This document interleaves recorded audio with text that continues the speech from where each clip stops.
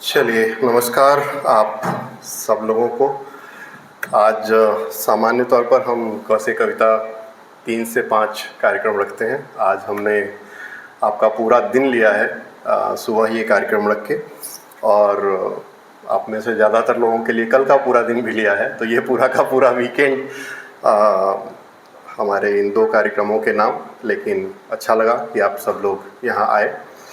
ये कार्यक्रम विशेष करके हमारे मन में इसलिए भी था कि जब भी हम ये साहित्य गरिमा पुरस्कार हम देते रहे हैं पिछले कई वर्षों से, और पुरस्कार के दिन इतनी वो प्रोग्राम के शेड्यूल्स रहते हैं कि आपको जल्दी जल्दी सारे काम निपटाने होते हैं, तो हम किसी को सुन नहीं पाते। हम सबको कहते हैं कि भाई इनको हम कविता के लिए पुरस्कार दे रहे हैं, और हम उनकी एक कविता भी नहीं सुनते। तो जो लोग वहाँ आते हैं उन्हें पता नहीं लगता कि ठीक है भाई आपने इन्हें पुरस्कार दिया, बट इन्होंने क्या लिखा है। तो इस बार मेरे मन में था कि अगर हम एक दिन पहले लोगों को बुला सकें और सैटरडे के दिन हम एक अनौपचारिक ऐसे ही बैठ सकें, जिसमें 2 चीज़ संभव हो सके। एक तो लोगों का मिलना जुलना हो सके कि जो लोग बाहर से आए हैं वो हैदराबाद के साहित्यकारों से मिले, उनको सुने, हम आपकी रचनाएं सुने, और ये लोग यहाँ के जो लोग हैं वो आपको कुछ अपनी रचनाएं सुना पाएँ। तो एक साहित्यिक अनौपचारिक गोष्ठी की जो परिकल्पना थी वो साकार हुई। तो मुझे बहुत अच्छा लग रहा है कि आज हम ये कर पाए हैं। और संयोग ऐसा रहा है कि हर महीने के दूसरे शनिवार को क से कविता का कार्यक्रम होता ही है, और आज वो दूसरा शनिवार। तो शाम में 3 से 5 क से कविता ऑलरेडी एक प्रोग्राम है। तो इस वजह से ये एक अच्छा दिन आज रहेगा, जहां हम पहले सत्र में अपनी रचनाएं सुनाएंगे, और दूसरे सत्र में 3 से 5 हमने इस महीने के लिए मजरूह सुल्तानपुरी को चुना है। तो जितने भी लोग उस कार्यक्रम में आएंगे वो सब मजरूह साहब की ही कोई रचना, कोई गज़ल, कोई गीत, नज़्म जो भी पढ़ना चाहें वो आप पढ़ सकते हैं।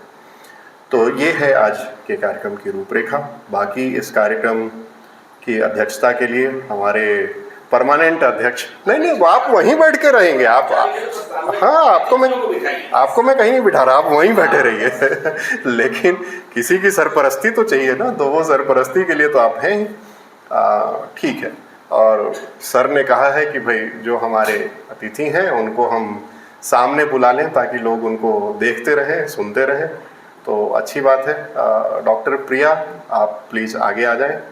गरिमा जी आप भी आ जाएं, और मंजू जी कहाँ गई आप भी जी प्लीज़ आप लोग आगे आ जाएं, और आप चिंता न करें। अवधेश जी दिल्ली से आ रहे हैं, अभी हैदराबाद फ़्लाइट उनकी लैंड हो चुकी है, रास्ते में है, तो थोड़ी देर में वो हमें ज्वाइन करेंगे। और डॉक्टर शिवशंकर अवस्थी वो भी दिल्ली से आ रहे हैं, और वो भी एयरपोर्ट से सीधा यहीं आएंगे, तो वो भी रास्ते में हैं। गुड। तो ये दोनों लोग रास्ते में हैं, थोड़ी देर में ये दोनों लोग हमें ज्वाइन कर लेंगे, लेकिन तब तक हम इस कार्यक्रम को यूं ही आगे बढ़ाते हैं। कल के पुरस्कारों में डॉक्टर प्रिया को इस बार से हम एक नए पुरस्कार की श्रेणी हमने जोड़ी है साहित्य गरिमा पुरस्कार समिति में, जो हम कथेतर गद्य के लिए दे रहे हैं। अभी तक हमारे पास कहानी, उपन्यास, लघु कथा, व्यंग और कविता, इन सब विधाओं के लिए पुरस्कार थे जिन पे हम पुरस्कार देते रहते हैं।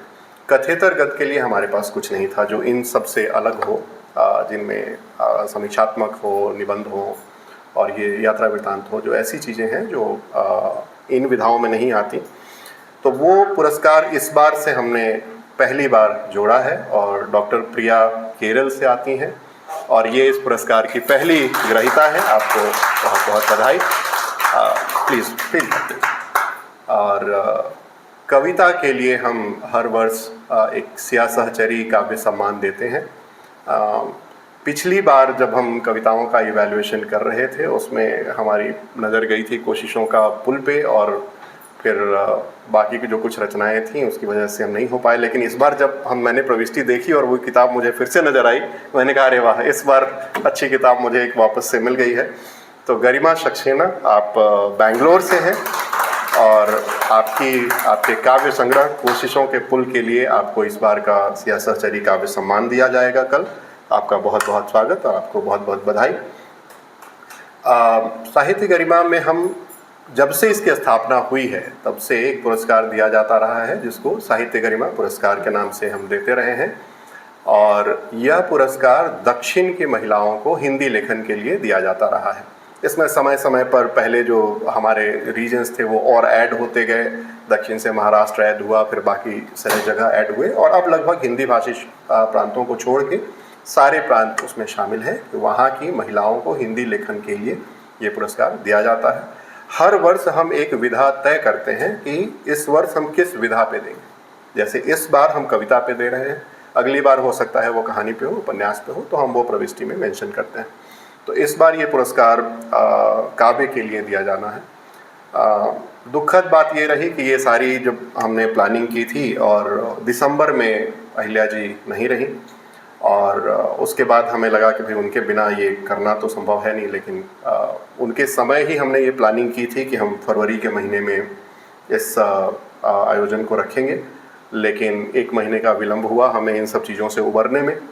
लेकिन जैसा वो हमेशा कहती थी कि कोई काम रुकना नहीं चाहिए, चरे बहती उनका फेवरेट ये जो कोटेशन है, तो उससे हमने साहस और सीख लेते हुए हमने कहा कि ये कार्यक्रम हम करेंगे। और उनकी स्मृति में जो उनके द्वारा ये सम्मान दिया जाना था साहित्य गरिमा पुरस्कार, उसका इस बार हमने नाम बदलकर डॉक्टर अहिल्या मिश्र स्मृति सम्मान कर दिया। हाँ, तो मैं कह रहा था कि इस बार से हमने साहित्य गरिमा पुरस्कार का नाम बदलकर डॉक्टर अहिल्या मिश्र स्मृति सम्मान कर दिया है, और इस बदले हुए नाम के साथ पहली पुरस्कार ग्रहीता डॉक्टर मंजू रुस्तगी हैं। आपके काव्य संग्रह खाट की निवार के लिए आपको कल ये सम्मान दिया जाएगा। तो आज आप तीनों को हमारे बीच पाके बहुत हमें खुशी है। और अवधेश जी थोड़ी देर में यहाँ आने वाले हैं। हमारी टीम के वे अभिन्न हिस्सा रहे हैं, पहले हैदराबाद में ही थे और इसी यूनिवर्सिटी में काम कर रहे थे एडमिनिस्ट्रेशन फाइनेंस में। अब वो नोएडा चले गए हैं। और डॉक्टर प्रिया को जो सम्मान दिया जा रहा है कथेतर गद्य के लिए, उस सम्मान के अवधेश जी ही प्रायोजक हैं। वो उनके माता पिता की स्मृति में वो सम्मान है। तो वो अभी नोएडा से पहुँचे ही हैं, जस्ट नीचे पहुँचे हैं। तो आप चारों का स्वागत। और अवस्थी जी भी मुझे लगता है बस थोड़ी देर के रास्ते में है, तो वो भी थोड़ी देर में पहुँच ही जाएंगे। तो चलिए, सारे परिचय हो चुके हैं। और जैसा हमने कहा कि आज का ये कार्यक्रम बहुत अनौपचारिक है, इसमें कोई औपचारिकता नहीं है। एक ही उद्देश्य था कि हम इन लोगों को सुने और फिर इनको भी मौका मिले एक नेटवर्किंग का, कि हम सबों के साथ एक संवाद कार्यक्रम हो सके। तो सबसे पहले हम इधर से ही शुरू करते हैं कुछ लोगों से, फिर हम यहाँ से भी एक दो बुलाते रहेंगे। और धनभद्र जी, क्या सुनाएंगे आज आप? धनभद्र हमारे एवर स्माइलिंग मित्र हैं, थाईलैंड से हैं, हैदराबाद यूनिवर्सिटी से हिंदी में क्या कर रहे हैं भाई? पीएचडी कर रहे हैं, क्या कर रहे हैं? अभी एमए कर रहे हैं। हाँ, चलो अच्छी बात है।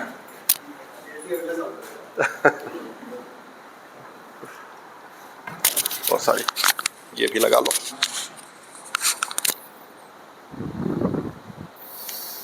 सभी को मेरा सरल प्रणाम। मेरा नाम थनापत है, मैं थाईलैंड से हूँ। वर्तमान में स्नातक हिंदी हैदराबाद विश्वविद्यालय में पढ़ रहा हूँ और हाँ, आखिरी सेमेस्टर में हूँ। और इस साल मैं सोच रहा हूँ कि पीएचडी अप्लाई करूँगा। और मेरी रुचि है हिंदी थाई सांस्कृतिक शब्दावली, वैश्विक हिंदी परिदृश्य और विश्व हिंदी सम्मेलन के बारे में। मेरे बारे में ज़्यादा कुछ नहीं है, लेकिन हाल ही मैंने एक कविता लिखी है, लेकिन ज़्यादा अच्छा नहीं है, लेकिन अग्रिम क्षमा करें। कभी कभी व्याकरण त्रुटि गड़बड़ हो जाता है, लेकिन ठीक है। हे मेरी जान, मैंने कभी नहीं देखा ऐसा इंसान जो मुझसे सीधा दिल पे लगाए प्यारी निशान। हे मेरी जान, मुझे पसंद है हमारे मिलन, क्योंकि ये अच्छा मौका देखता है तेरी मुस्कान। हे मेरी जान, बाहर रूप जैसे दिखते हैं विदेशी अनजान, लेकिन अंदर से भारतीय प्रभाव प्रतीत पहचान। हे मेरी जान, पता है कि बाहर से आया इंसान, इसलिए ये देख सकते हैं कि ऐसे बड़े इम्तिहान। हे मेरी जान, पता है कि हमारे सांस्कृतिक पृष्ठभूमि अलग पहचान, लेकिन कोई बात नहीं, मैं सीख लूँगा कह रहा। हे मेरी जान, तेरे दिल जीतने के लिए नहीं आसान, पर हर लफ्ज़ों में हमेशा कहने का पैमान। हे मेरी जान, पता नहीं हमारे भविष्य किस दिशा में कैसे उड़ान, मगर चाहे कुछ भी हो जाए हमारे संबंध हमेशा बड़ी चौड़ान। हे मेरी जान, आशा करता हूँ कि एक दिन हम साथ में रहते हैं मकान, और सपरिवार के बीच में हम दोनों के बारे में गुणगान। हे मेरी जान, उम्मीद है कि एक दिन आने वाले हैं परिणय बयान, फिर पूरी जिंदगी भर सीख लूँगा तेरी जुबान। बहुत धन्यवाद। फायदा है ऐसी बैठकों का कि अब तक हमने धनभद्र को क से कविता में सिर्फ दूसरों की कविताएं सुनाते ही अब तक हमने सुने थे। ये जान वाली कविता आज हमने सुन ली तो ये अच्छा रहा।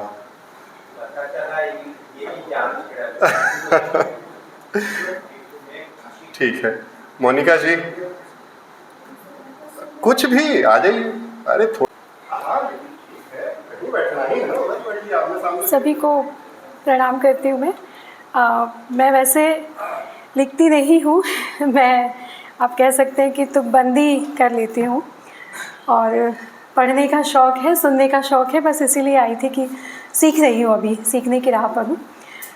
बहुत पहले लिखी थी ये कविता कि रात भर मुझको नींद ही आती नहीं, रात भर मुझको नींद ही आती नहीं, गीत सुंदर सा कोयल सुनाती नहीं, मेरे भारत की हालत कहाँ जाएगी, पूछने पर मेरी माँ बताती नहीं।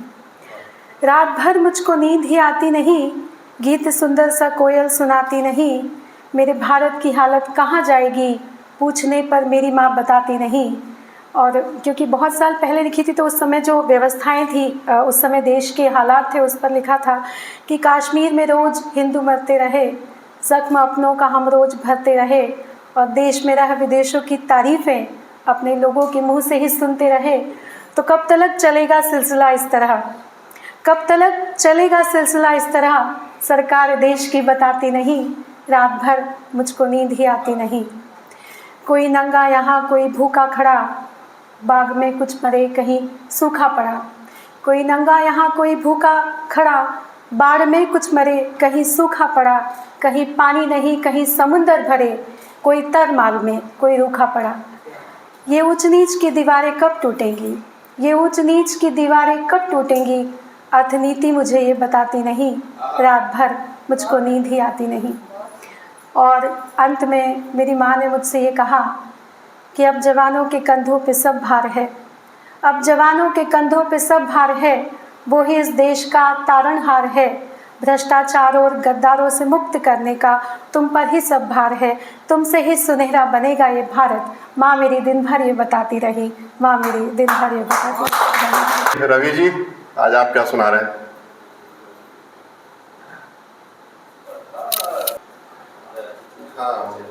मेरा नाम रवि वैद है। मेरा प्रिंटिंग का व्यवसाय है और थोड़ा बहुत शौक़ है लिखने का। एक दो उपन्यास लिखे हैं और थोड़ा कुछ कविता गज़ल वज़ल लिख लेते हैं जी। हाँ जी, बाल उपन्यास है और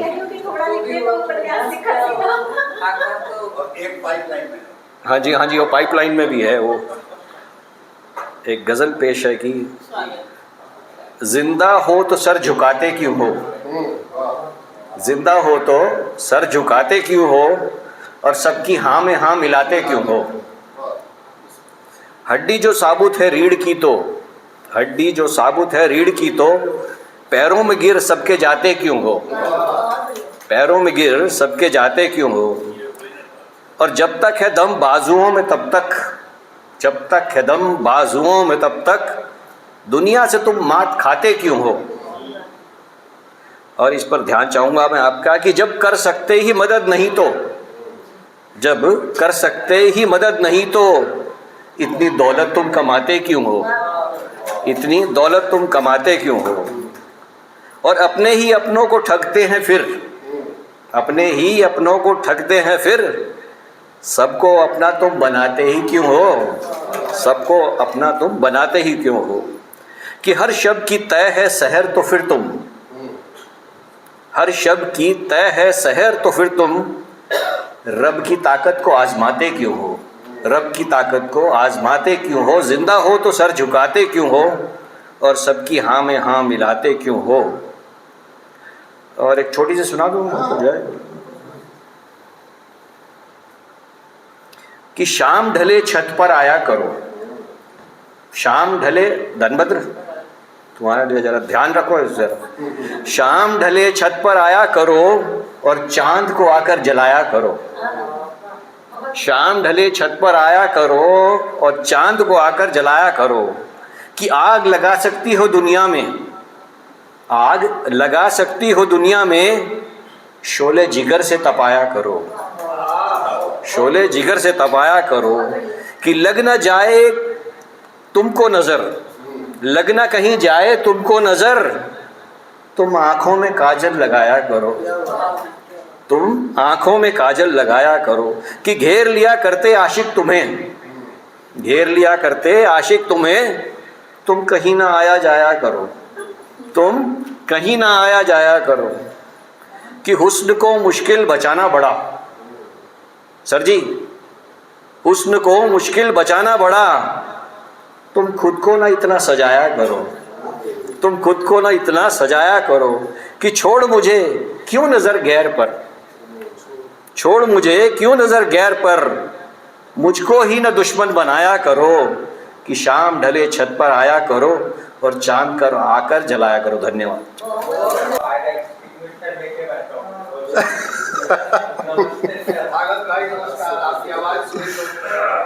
हाँ, मैं तथागत भाई को ही बुला रहा हूँ इधर। आइए सुहास जी। बिल्कुल।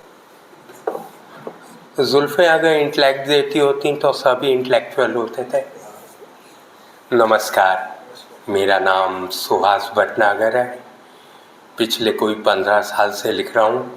पेशे से कॉस्ट अकाउंटेंट और पैशन से थिएटर, राइटर, प्लेस और नाटक करता हूँ। लेकिन सच बोलता हूँ, ये नहीं है कि लोग कह दें नाटक मत कर, सच बोल।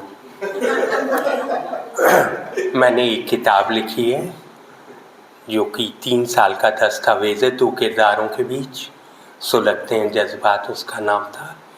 कल हमारा एक नाटक है, कोई बात चले, उसके 2 हिस्से हैं, चादर जज्बात की, और सबसे बड़ी बात है दूसरा हिस्सा जो है कथा हस्तिनापुर की, आदरणीय अहिल्या जी की पसंदीदा द्रौपदी उसमें है, उसका भी एक हिस्सा हमने लिया है और हमने उनको ही समर्पित किया है। अब जो मैं पढ़ रहा हूँ, मेरा शायद अक्टूबर में ये नाटक आएगा, कशिश सासों की। एक सिंगल लेडी की कहानी है।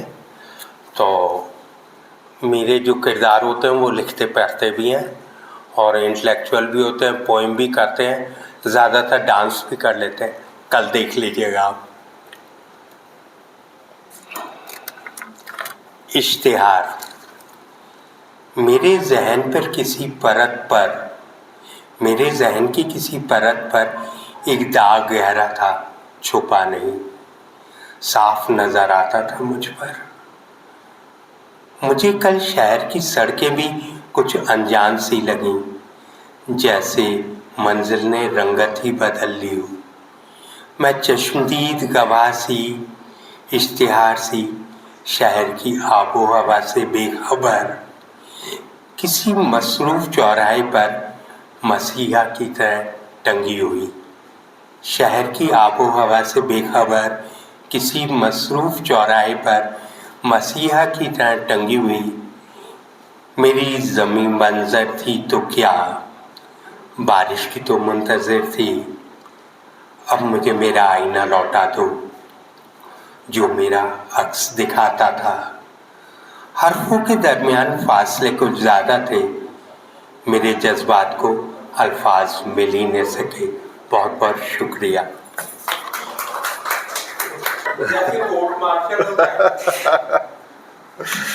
चलिए, बहुत धन्यवाद। बाद में हम इकट्ठे इन लोगों को एक साथ ना बुलाए, तो बीच बीच में हम इधर से भी एक एक शामिल करते रहते हैं।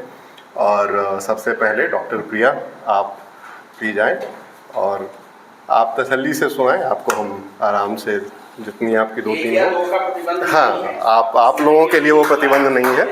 आप बिल्कुल आप पढ़िए जी, आप आराम से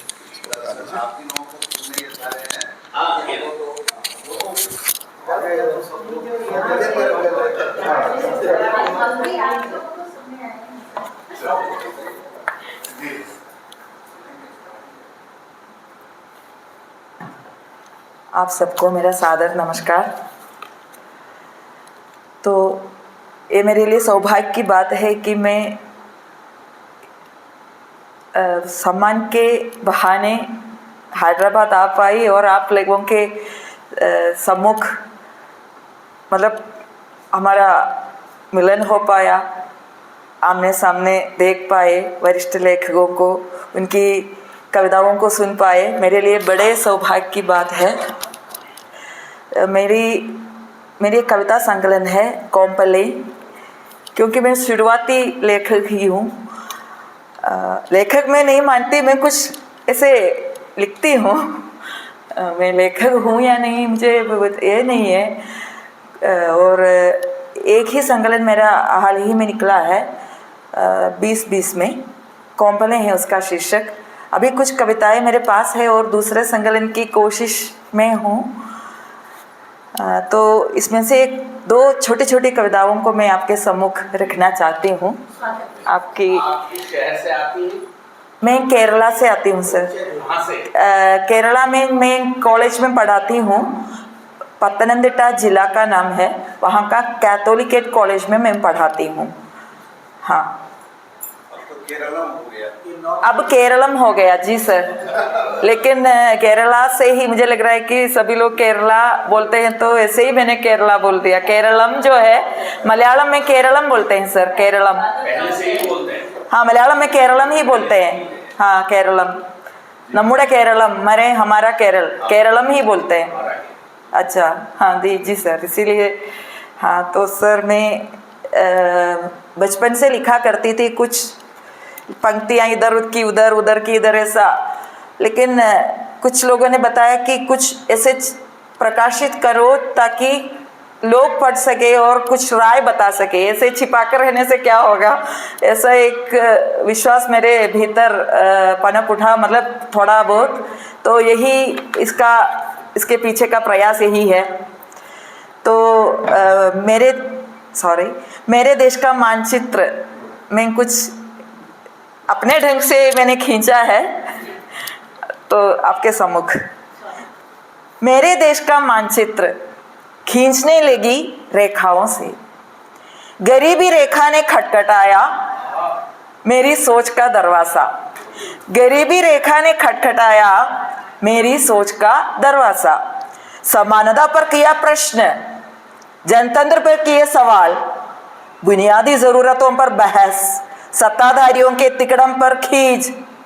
समानता पर किया प्रश्न, जनतंत्र पर किए सवाल, बुनियादी ज़रूरतों पर बहस, सत्ताधारियों के तिकड़म पर खींच। दीमक चाटने वाले दिमाग को इन सवालिया निशानों ने जगाया, क्योंकि वो सुप्तावस्था में था शायद, तो इन सवालों ने दीमक चाटते हुए, इसीलिए दीमक चाट रहा था दिमाग को, तो इन सवालिया निशानों ने जगाया। तब मुझे देश के भविष्य पर गहराई से चिंता सताने लगी। तब मुझे अपने देश के भविष्य पर गहराई से चिंता सताने लगी। एक छोटी सी कविता और सहमति, मतलब आपका परमिशन है तो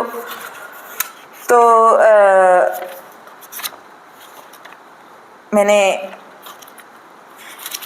कई ऐसी खबरें जो आती हैं समाचार पत्रों से, हर दिन हम देखते हैं ये खबरें जो आती हैं सोशल मीडिया से कि महाराष्ट्र के किसानों ने आत्महत्या की, केरला के किसान मतलब एक ही है, चाहे वो महाराष्ट्र का हो या जहाँ भी का हो, लेकिन किसान वर्ग तो एक ही है। तो किसान के प्रति थोड़ी श्रद्धा दिखाते हुए मैं लिखना चाहूँगी। मतलब मैंने लिखा है धरती के सृजक, ये शीर्षक दिया है मैंने। हमारे देश का किसान मिट्टी से संवाद करता, मिट्टी से लथपथ शरीर, मेहनत से मिट्टी में भरता, लहलहाता खूबसूरत फसल, धरती का नया सृजक। मेहनत से मिट्टी में भरता, लहलहाता खूबसूरत फसल, धरती का नया सृजक। फसल है किसान की सर्जना, फसल है किसान की सर्जना, बाजार के तंत्र ने किया है विध्वंस किसान की सर्जना पर। इस बाजार तंत्र ने किया है विध्वंस किसान की सर्जना पर। उसकी सृजन की भूमि पर, उम्मीदों की फसल पर, हरी भरी हरियाली के दृश्य पर। तो ये विध्वंस यहाँ तक आ गया है, उसकी सृजन की भूमि पर, उम्मीदों की फसल पर, वहां भी नहीं छोड़ा, हरी भरी हरियाली के दृश्य पर। ऐसे ही इस कविता का अंत है। तो बहुत बहुत आभार आपके प्रति, इतने समय मेरे लिए दिया, सुना, धन्यवाद। धन्यवाद प्रिया जी। और फिर ऐसे ही हम थोड़ी थोड़ी देर में मंच की तरफ मुड़ते रहेंगे। इरशाद भाई, मैन इन ब्लैक क्या सुनाएंगे? प्रणव भाई धन्यवाद। गुरुदेव, मेरे गुरुदेव ऋषभ जी, आपका आभार। एक साल पहले कासे कविता प्रणव जी हमारे घर पर, यानी इस ऑफिस में, इस लाइब्रेरी में इन्होंने एक सिलसिला शुरू किया था साहित्य का, कविता का, कविता पढ़ने का, कविताएं सुनने का, कविता सुनने, पसंद करने, पढ़ने वालों के बीच बैठने, मिलने जुलने का। तो अभी जब मैं आकर बैठा और आप सब लोगों की रचनाएं सुनी, तो मैं सोचने लगा कि आखिर हमारा इस समाज, बाज़ार और देश जो जंग में उलझा हुआ है, हर व्यक्ति भी परेशान है, एक समाज परेशान है, देश भी परेशान है, ऐसा लगता है सारा विश्व परेशान है। तो आखिर हम कर क्या रहे हैं? तो चाहे हिंदी का साहित्यकार हो या मलयालम का साहित्यकार हो, एक काम वो कर रहा है और इसमें सब सहायक हैं। हमारे वैद्य जी भी जो हैं वो सहायक हैं कि वो हमारे काम को जिन तक हम पहुंचाना चाहते हैं वहाँ तक पहुंचाते हैं। अभी हमारी बहन पढ़ रही थी कविताएं मलयालम की, वहाँ नर्सेज बहुत हैं और विदेश में भी जाके भारत का नाम रोशन करती हैं, मानव की सेवा करती हैं। वो करती क्या है? वो ईश्वर की जो सृजन का जो प्लान है, उसका जो क्या कहते हैं, कुदरत ने जो निज़ाम बना रखा है, उसमें वो सहायक होती है। माँ की कोख से वो शिशु को लाती हैं और ये बताती हैं कि देखो ईश्वर तुम्हारे भविष्य से बहुत उम्मीद लगा रखा है और दुनिया बाकी रहेगी, दुनिया को कोई ख़त्म नहीं करेगा, क्योंकि बच्चा आ रहा है जो 70-80 साल तक रहेगा। हर दिन वो काम करती है। किसान भी वही काम करता है। धरती से ईश्वर अन्न देता है, लेकिन धरती से निकाल कर वो सामने लाता है। हमारा काम क्या है? हम 2-4 पंक्तियाँ लिख दें, उसको तुकबंदी नहीं कहनी चाहिए।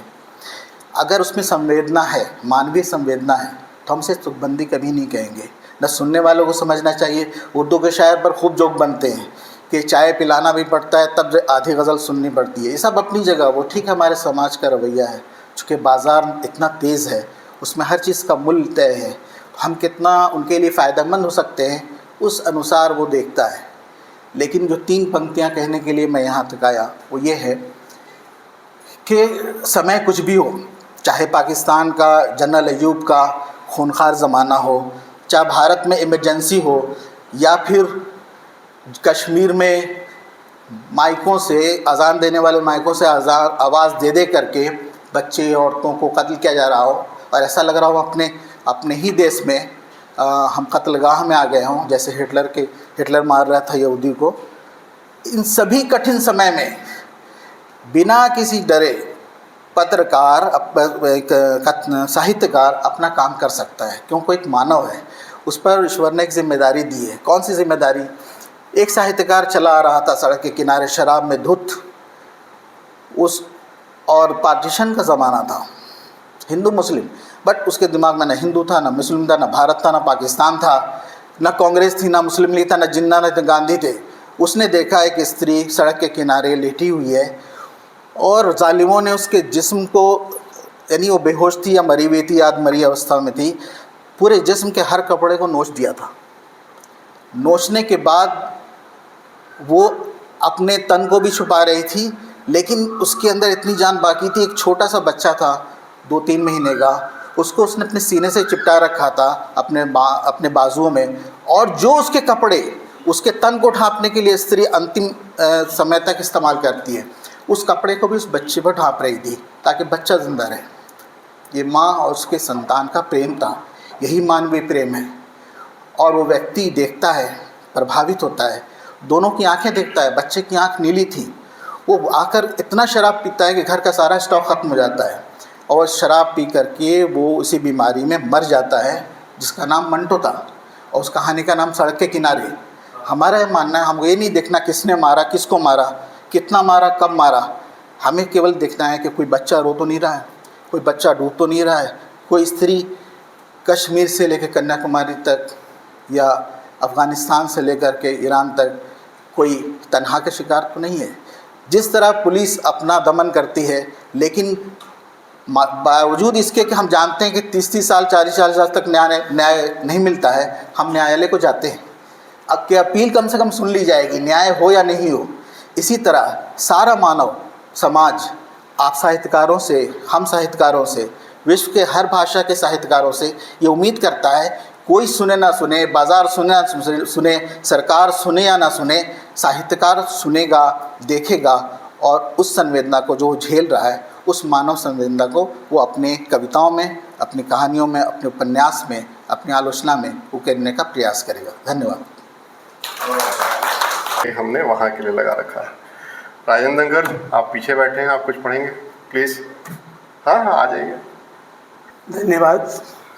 मैं राजेंद्र दुबे मध्य प्रदेश इंदौर से हूँ, और मेरे बेटे और बेटी दोनों मोनिका भट्ट से आप परिचित हैं, यहाँ लगातार आती रही। उनके साथ मैं पिछले 2-3 कार्यक्रमों में आया। वैसे बहुत ज़्यादा लिखने का शौक़ नहीं है, लेकिन सुनने का, और कुछ ऐसे लोग सम्मानित हो रहे हैं जिन्होंने अपने नाम कमाया, तो मैं अपने आप को रोक नहीं पाया, इस कार्यक्रम में शामिल हूँ। अभी मुझसे कहा तो कुछ लाइनें जो अभी लिख दी थी कि उसने देखकर भी मुझे देखा नहीं, उसने देखकर भी मुझे देखा नहीं, मैंने भी जताया कि उसे देखा नहीं। उसने देखकर भी मुझे देखा नहीं, मैंने भी जताया कि उसे देखा नहीं। और आजकल बहुत सारे लोग ये करते हैं, यहाँ कई फकीर बैठे जो देख लेते हैं कि आपका भविष्य और ये सब बता देते हैं। तो मैंने लिखा कि बंद आँखों से जो सब कुछ जान लेते हैं, बंद आँखों से जो सब कुछ जान लेते हैं, खुली आँखों का सच उसने देखा नहीं।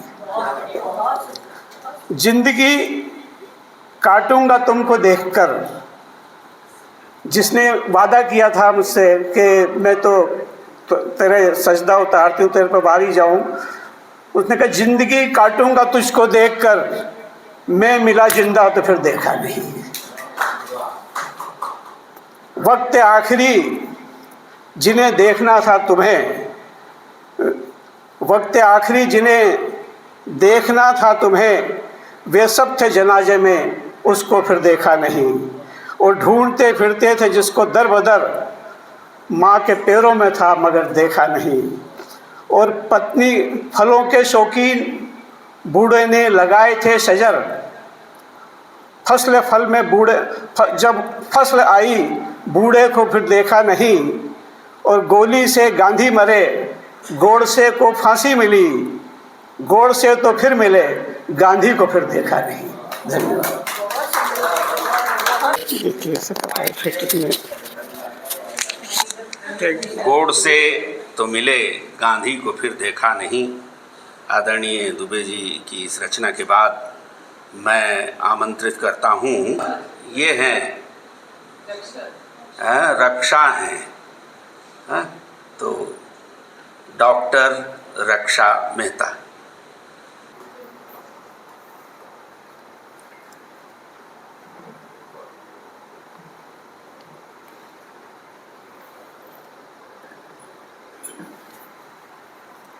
यहाँ उपस्थित सभी सुधीजनों को मेरा नमस्कार। मेरा नाम रक्षा मेहता है और मैं आर्मी पब्लिक स्कूल गोलकोंडा में हिंदी विभागाध्यक्षा के पद पर कार्यरत हूँ। कविताएं लिखने का शौक़ मुझे बचपन से ही है, लेकिन आप सब सुधीजनों को सुनने के बाद मुझे लग रहा है कि मेरी कविता का कोई स्तर नहीं है, लेकिन जो भी कविता मैं लेकर आई हूँ मैं वही सुना देती हूँ। एक कविता, दो छोटी छोटी कविताएं हैं। एक तो बहुत ही छोटी है जो मैंने 2008 में लिखी थी। इसका शीर्षक है गुंजाइश।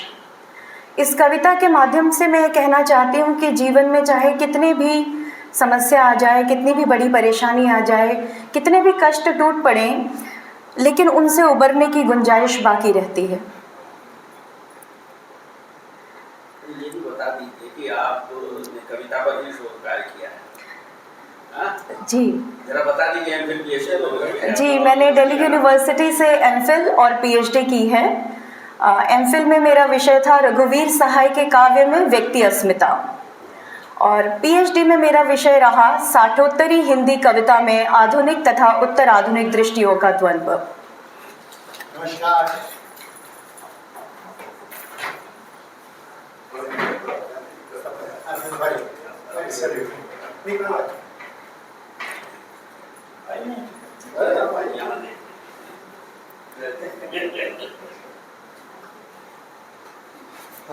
सॉरी, कोई बात नहीं सर। स्वागत है आपका।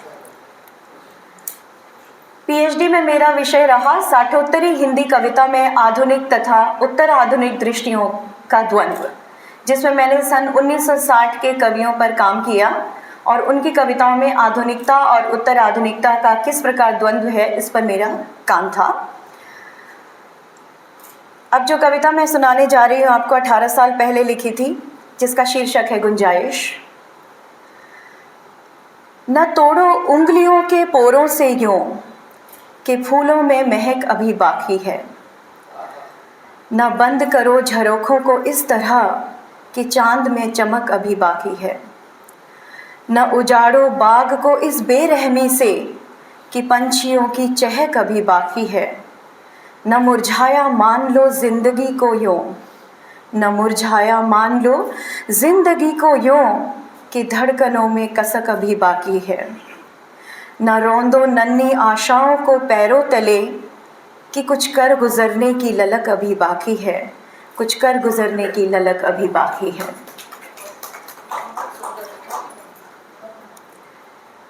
और एक कविता मैंने हाल ही में लिखी थी, वो इस विषय पर कि हम जब भी काव्य गोष्ठियों में जाते हैं, कवि सम्मेलनों में जाते हैं, तो वहाँ पर जितने सुधी वक्ता और कवि होते हैं उतने ही सुधी श्रोता भी होने चाहिए। लेकिन कभी कभी मैं ऐसा देखती हूँ कि अपनी अपनी कविताएं बोल लेने के बाद कुछ लोग अपने अपने फ़ोन में लग जाते हैं, इधर उधर बातचीत में लग जाते हैं, ऐसा होता है। तो कवि की क्या हस्ती है, कवि की क्या बिसात है अगर उसे श्रोता ना मिले। कवि होना तभी मायने रखता है जब श्रोता है। तो इस कविता का शीर्षक है सभी कवि बन जाएंगे तो श्रोता कहो बनेगा कौन। जोड़ जोड़ कर शब्दों भावों को कविता रचता है एक कवि। एक आस रहती है, एक प्यास रहती है, एक आस रहती है, एक प्यास रहती है। आस उसे सुने जाने की, प्यास अनुभूत कर पाने की। यदि हर कोई केवल कविता पढ़ेगा तो वाहवाही भला करेगा कौन।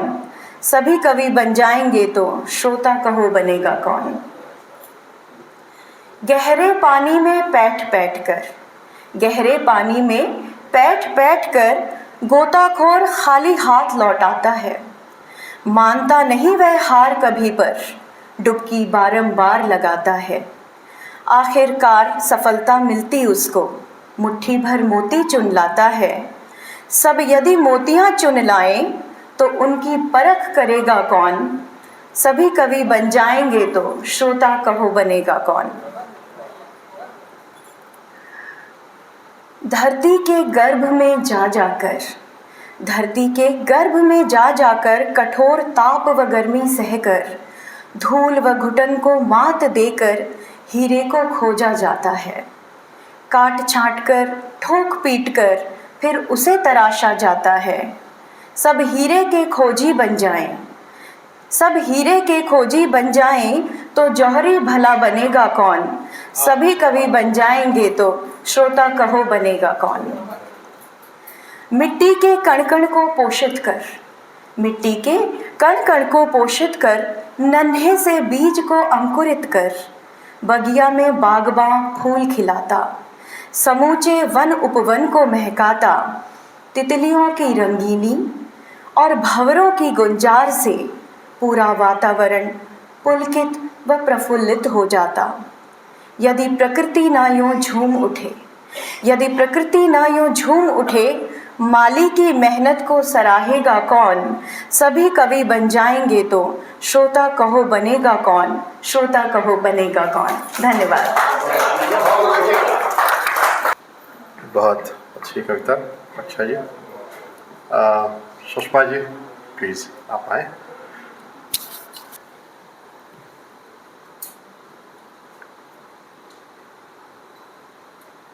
आप सभी को नमस्कार, प्रणाम। मेरा नाम सुषमा त्रिपाठी है। लिखती हूँ कहानियाँ, कविताएं। कुछ प्रकाशित हैं, कुछ प्रतीक्षा में हैं। एक उपन्यास भी प्रतीक्षा में है। 2 पुस्तकों का अनुवाद भी किया है। मैं आपको आज हमारे समाज, मेरी ज़्यादातर कविताएं समाज में हम आप आस पास इधर उधर जो हैं उन्हीं पर आधारित है। तो उसकी एक कविता मैं आपके सामने रखती हूँ। ट्रांसजेंडर, किन्नर, हिजड़ा, छक्का, ये सब हम लोग बोलते हैं, प्रांतों में बोला जाता है। और क्या प्रतिक्रिया होती उन्हें देख के या लोगों की, वो हम सभी को मालूम है। तो उसी पर एक कविता है। ये कब लिखी मुझे याद नहीं है, लेकिन बचपन से मैं जब लोगों का व्यवहार उनके प्रति मैं देखती थी तो मुझे अच्छा नहीं फील होता था, क्योंकि उनको जिसने जन्म दिया है वो सामान्य लोगों ने ही जन्म दिया है। और उनके प्रति व्यवहार, आम लोगों की बात तो छोड़ दो, माता पिता को भी का भी व्यवहार उनके प्रति अलग ही होता है। तो एक किन्नर, कविता का नाम है किन्नर की व्यथा। मैं किन्नर हूँ पर समाज से रूठा हूँ। मैं किन्नर हूँ पर समाज से रूठा हूँ। सज़ा याफ्ता बेटे को सब अपना लेते हैं। सज़ा याफ्ता बेटे को सब अपना लेते हैं। उनसे तो मैं बेहतर हूँ।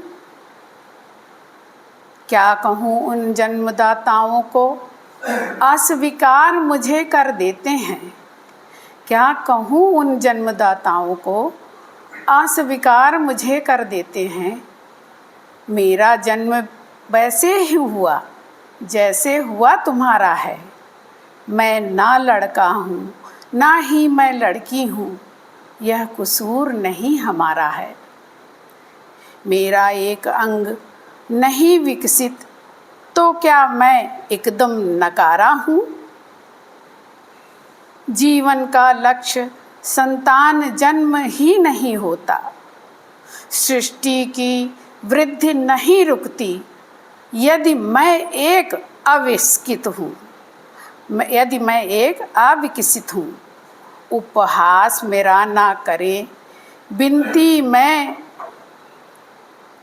उपहास मेरा ना करें विनती यह मैं करता हूँ। तिरस्कार तुम्हारा पाकर मन मौन रुदन करता है। सहयोग मिले यदि मुझको तो सहज जीवन जी सकता हूँ। स्नेहिल परिवार सहित व्यक्तित्व विशेषज्ञ भी होते हैं, उनके मार्गदर्शन में मैं भी उन्नति कर सकता हूँ। बहिष्कार तुम्हारा सहकर ही हम में तपबल जागा है। बहिष्कार तुम्हारा सहकर ही हम में तपबल जागा है। इसलिए तो आशीर्वाद और श्राप हमारा फलता है। क्यों परिवार समाज मुझ पर यूं हंसता है। मैं किन्नर हूँ पर समाज से रूठा हूँ। धन्यवाद। धन्यवाद पुष्पा जी। साथ ही इंद्रशेखर जी, प्लीज़ आप भी आएँ, कुछ भी जो भी आप कहना चाहें। तो हमारी कविता का जो है शीर्षक है वो है प्रकृति और मानवीय पर्यावरण। तो हमने एक नया शब्द गढ़ा है। पर्यावरण को तो हर कोई जानता है, पर्यावरण संरक्षण वगैरह वगैरह बड़ा होता है, और 5 जून को जो है इसके बारे में बहुत कुछ राष्ट्रीय और अंतर्राष्ट्रीय में खूब जो है तरह तरह की बातें विकासशील और अविकासशील अविकसित देशों में होती रहती है। लेकिन हमने एक नए शब्द को बोला मानवीय पर्यावरण, क्योंकि जब पर्यावरण है तो उसमें मनुष्य अगर है तो दोनों का तालमेल है। तो ये हमने एक नया शब्द बनाया जो है, हमने कहा कि इसमें हम लिखते हैं। तो हमारी कविता इस प्रकार है। पृथ्वी पर चारों तरफ फैली हरियाली, जिससे जैव जगत का स्वरूप निखरता, सूर्य और सौरमंडल चंद्रमा के साथ मिलकर पृथ्वी को और खूबसूरत बनाने हमारा वायुमंडल, जलमंडल और स्थलमंडल पर्यावरण को बहुत ही उपयोगी बनाता, और प्रकृति और पर्यावरण का मानव से प्रेम ऐसे ही नहीं बनता है आपस में भाईचारा। पृथ्वी की उत्पत्ति के बाद जल में जीवन, यहीं से शुरू होता है मानव जीवन का क्रम। पहाड़ों और वनों से घिरी सभ्यता की घाटी, नदियों और तालाबों ने मानव के पग थामे। नदी घाटियों में सभ्यता के सुर उद्घोषित हुए, मानव ने बंजर को हरियाली में बदला। खनिज संसाधनों से विकसित का अभिलेख लिखा, मानवता की रक्षा में योगदान दिया गया सभ्यता का। आखिरी 4 लाइन है हमारी।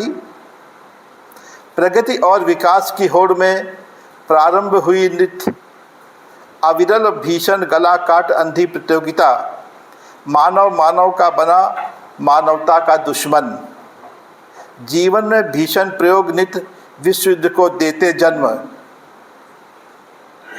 उन्नत मानव सभ्यता को यदि लंबे समय तक बचाना है, प्राकृतिक आपदाओं, युद्ध, अतिदोहन, ऊष्मा परिवर्तन और मिलावट से बचना ही होगा। मानव में शांति, सत्यता, अहिंसा को अपनाना ही होगा। धन्यवाद। धन्यवाद सर। और अब हम फिर एक बार मंच की तरफ ही मुड़ते हैं। गरिमा जी, प्लीज़ आप आएँ और अपनी कविताओं से हमारा परिचय करवाएं।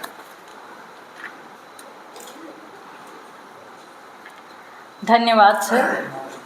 मैं सबसे पहले कादम्बरी संस्था को धन्यवाद करती हूँ, प्रणव जी का धन्यवाद करती हूँ, आशा मिश्रा जी का धन्यवाद करती हूँ, और अहिल्या दीदी की स्मृतियों को नमन करती हूँ। मेरा बहुत मन था कि जब भी मैं हैदराबाद आऊँ उनसे भेंट हो, लेकिन दुर्भाग्यवश ये अवसर मुझे प्राप्त नहीं हो पाया। लंबी बात हुआ करती थी फ़ोन पर उनसे और बहुत स्नेह मिला उनसे, लेकिन मेरी भेंट उनसे नहीं हो पाई, इसका हमेशा मुझे मलाल रहेगा। लेकिन इस बहाने से मैं हैदराबाद आ पाई, आप सबसे मिल पाना हुआ, बहुत अच्छा लग रहा है। आप सभी को मेरा प्रणाम।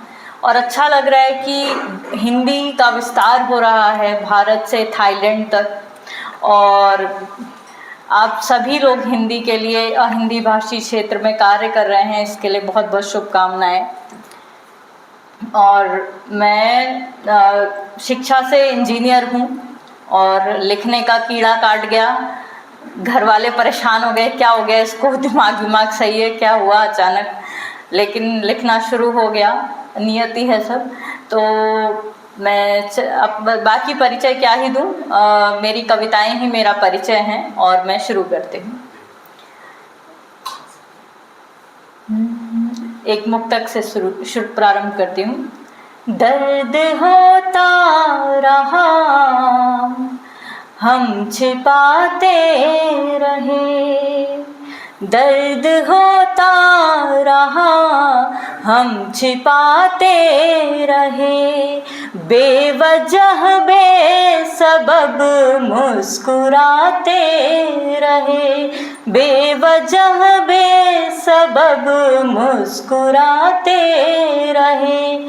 नोट बेशक हजारों के हम ना हुए, नोटबंदी से पहले का सर मुक्तक है, तो उस समय 1000 के नोट इस मुक्तक में अभी भी चल रहे हैं। नोट बेशक हजारों के हम ना हुए, और जीवन कैसे जीना चाहिए, बन के सिक्के मगर खनखनाते रहे, बन के सिक्के मगर खनखनाते रहे।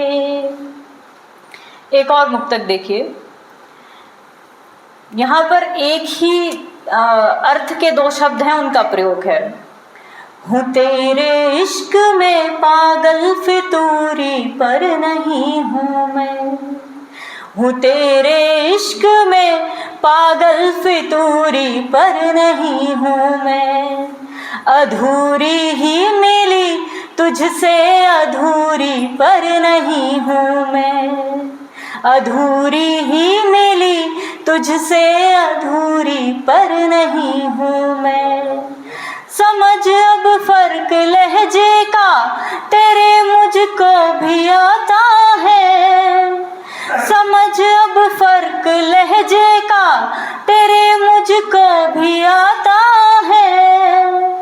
ज़रूरत तो हूँ मैं तेरी ज़रूरी पर नहीं हूँ मैं, ज़रूरत तो हूँ मैं तेरी ज़रूरी पर नहीं हूँ मैं। बहुत बहुत धन्यवाद। और इस समय जो मैं वैसे मुख्य रूप से दोहे लिखती हूँ, गीत लिखती हूँ और गज़ल लिखती हूँ। यहाँ जो मैंने पुस्तक भेजी थी प्रविष्टि में, वो कोशिशों के पुल नाम शीर्षक से पुस्तक है, तो मैं उस पुस्तक का जो शीर्षक गीत है वो रखना चाहती हूँ।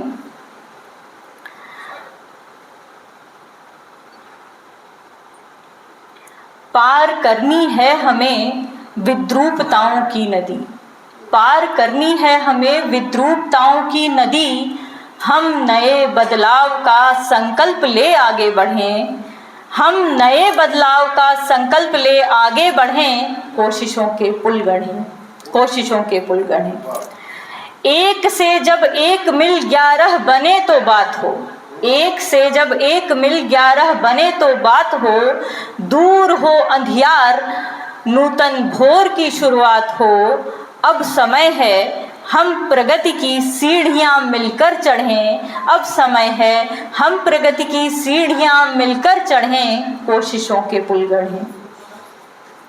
क्या मिला, क्या मिला यह छोड़ बोएं आज हम कल के लिए, क्या मिला यह छोड़ बोएं आज हम कल के लिए, कुछ करें ऐसा कि फिर से खिलखिलाएं हाशिए, कुछ करें ऐसा कि जिससे खिलखिलाएं हाशिए।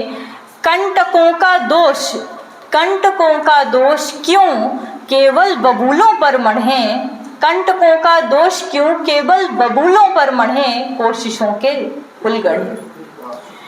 कब तलक हम सिर्फ बाँचेंगे विमर्शों की कथा, कब तलक हम सिर्फ बाँचेंगे विमर्शों की कथा। एक हो पाई नहीं क्यों आपकी मेरी व्यथा, एक हो पाई नहीं क्यों आपकी मेरी व्यथा। सोच कुछ ऐसा चलो हम एक दूजे को पढ़ें, कोशिशों के पुल गढ़ें, कोशिशों के पुल गढ़ें। और मैं थोड़ा सा समय और लूँगी आप लोगों का। एक अहिल्या दी जो हमेशा मुझसे बात होती थी, तो एक गीत उनको बहुत पसंद आता था मेरा, और वो हमेशा मतलब उनको बहुत पसंद था। मैं वो गीत ज़रूर यहाँ पर रखना चाहूँगी।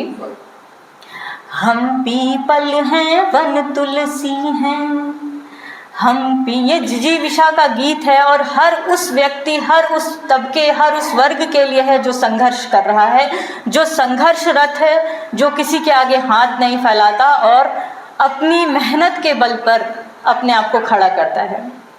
हम पीपल हैं वन तुलसी हैं, हम पीपल हैं वन तुलसी हैं, बार बार उग ही आएंगे।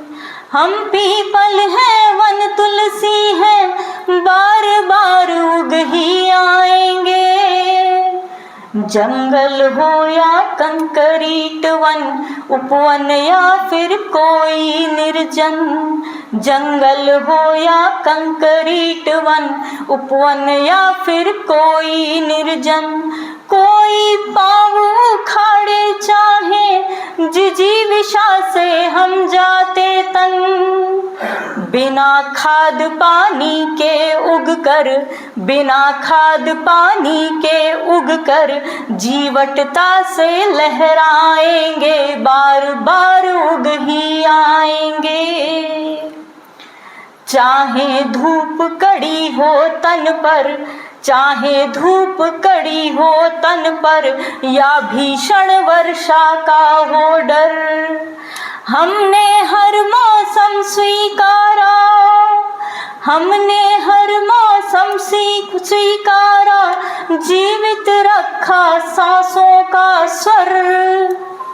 अपनी जड़ पर हमें भरोसा, हाथ नहीं हम फैलाएंगे, अपनी जड़ पर हमें भरोसा, हाथ नहीं हम फैलाएंगे, बार बार उग ही आएंगे, बार बार उग ही आएंगे। और जीते आए देश बदल कर, जो मजदूर वर्ग है, जीते आए देश बदल कर, जीवन और परिवेश बदल कर, सिर्फ स्वार्थ ने अपनाया है, ठगे गए हैं भेष बदल कर।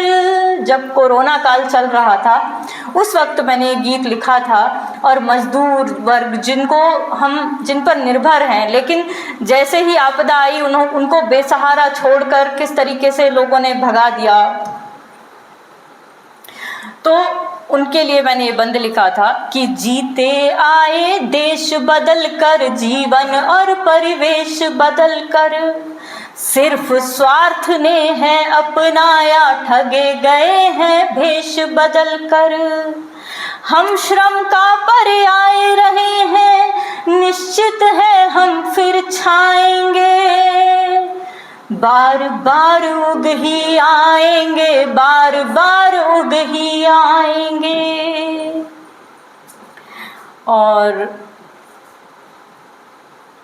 सुनाने का मन तो है, पता नहीं आप लोगों को पसंद आ रहा है या नहीं, मैं मंच से भी पूछना चाहूँगी। कुछ कह रहे हैं, दोहे जरूर सर।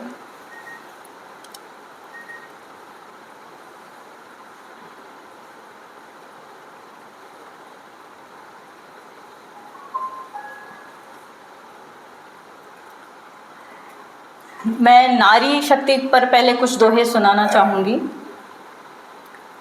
जिस घर में होता नहीं नारी का सम्मान, जिस घर में होता नहीं नारी का सम्मान, देवी पूजन व्यर्थ है, व्यर्थ वहाँ सब दान। देवी पूजन व्यर्थ है, व्यर्थ वहाँ सब दान। लक्ष्मी दुर्गा शारदा सब नारी के रूप, देवी सी गरिमा मिले नारी जन्म अनूप। कठिन परिस्थिति में सदा लेती खुद को ढाल, कठिन परिस्थिति में सदा लेती खुद को ढाल। नारी एक बहती नदी जीवन करे निहाल। सूना है नारी बिना यह सारा संसार, सूना है नारी बिना यह सारा संसार। वह मकान को घर करे देकर अपना प्यार। और नारी तू अबला नहीं स्वयं शक्ति पहचान, अपने हक को लड़ स्वयं तब होगा उत्थान। अपने हक को लड़ स्वयं तब होगा उत्थान। और 6 फुट लंबी साड़ियाँ, चुनरी बुर्का सूट, जो सबसे बड़ी दुविधा है। लोग कहते हैं कि किसी के वस्त्र जो हैं उसके साथ दुर्घटना का कारण थे, उसके लिए 6 फुट लंबी साड़ियाँ, चुनरी बुर्का सूट। बचा कहाँ पाए मगर कोमल तन की लूट, बचा कहाँ पाए मगर कोमल तन की लूट। और एक समरसता का दोहा देखिएगा कि बंशी और कुल्हाड़ियाँ सब लकड़ी के अनुवाद, वंशी और कुल्हाड़ियाँ लकड़ी के अनुवाद।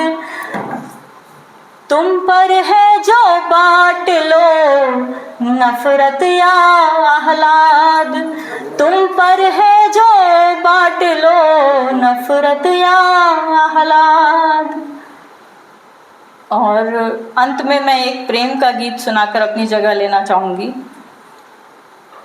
वैसे तो आजकल जो परिस्थितियां हैं कहीं भी प्रेम है नहीं, युद्ध का समय चल रहा है कि मतलब बरस रही है आग, युद्ध के बादल छाए, समरसता के भाव आज कितने दुबलाए।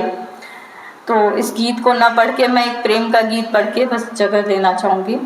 और ये एक ऐसा गीत है कि जब हमें अपने मनमीत की याद आती है तो उस पल में कैसा लगता है, देखिएगा। चारों ओर भीड़ का पल में छूमंतर हो जाना, चारों ओर भीड़ का पल में छूमंतर हो जाना, चारों ओर भीड़ का पल में छूमंतर हो जाना। ऐसा ही होता है सच में याद तुम्हारा आना, ऐसा ही होता है सच में याद तुम्हारा आना। मन के नभ में यादों के पंछी कलरव करते हैं, मन के नभ में यादों के पंछी कलरव करते हैं। त्रिषित चोंच में सुख रूपी जो थोड़ा जल भरते हैं, लेकिन पल भर में लगता है, लेकिन पल भर में लगता है सारा नभ वीराना। ऐसा ही होता है सच में याद तुम्हारा आना। लंबी हो जाती हैं अक्सर सपनों वाली रातें, लंबी हो जाती हैं अक्सर सपनों वाली रातें, और स्वयं से होने लगती जाने कितनी बातें। बार बार पगले मन को, बार बार पगले मन को कितना पड़ता समझाना, ऐसा ही होता है सच में यार तुम्हारा आना। और जिस बंद के लिए मैंने गीत लिखा था, आंखें होती झील अधर पर उत्सव सा मनता है, आंखें होती झील अधर पर उत्सव सा मनता है। पल में माथे पर बल पड़ता, पल में फिर हटता है। मन पर भारी बोझ, मन पर भारी बोझ देह का रुई रुई हो जाना, मन पर भारी बोझ देह का रुई रुई हो जाना, ऐसा ही होता है सच में यार तुम्हारा आना। मुझ में तुम यूं गहराते हो, तुम ही तुम होते हो, मुझ में तुम यूं गहराते हो, तुम ही तुम होते हो। मुझ में मैं तो सो जाती हूँ पर तुम कब सोते हो, मुझ में मैं तो सो जाती हूँ पर तुम कब सोते हो। अक्सर अपना होना भी, अक्सर अपना होना खुद खुद को पड़ता जतलाना, ऐसा ही होता है सच में यार तुम्हारा आना, ऐसा ही होता है सच में यार तुम्हारा आना। मैंने बहुत ज़्यादा सुना दिया, बहुत बहुत धन्यवाद मुझे झेलने के लिए।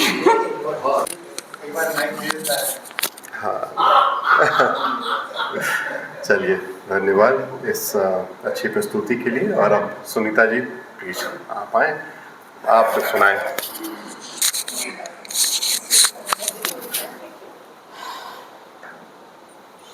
मुझसे कहा गया है परिचय बताऊं।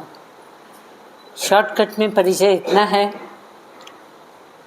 जन्म कलकत्ता में, अभी उम्र 75 साल, 35 साल स्कूल को दिए, 23 साल प्रिंसिपल रही।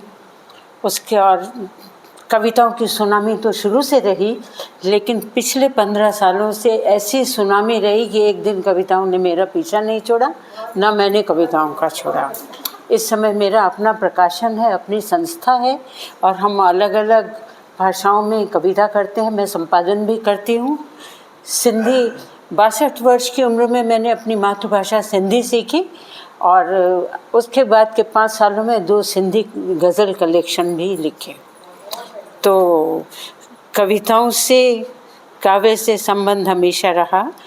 तो शुरुआत तो मैं करूँगी दिल्ली से। हमारे भाई आए हुए हैं दिल्ली से, आपके सम्मान में।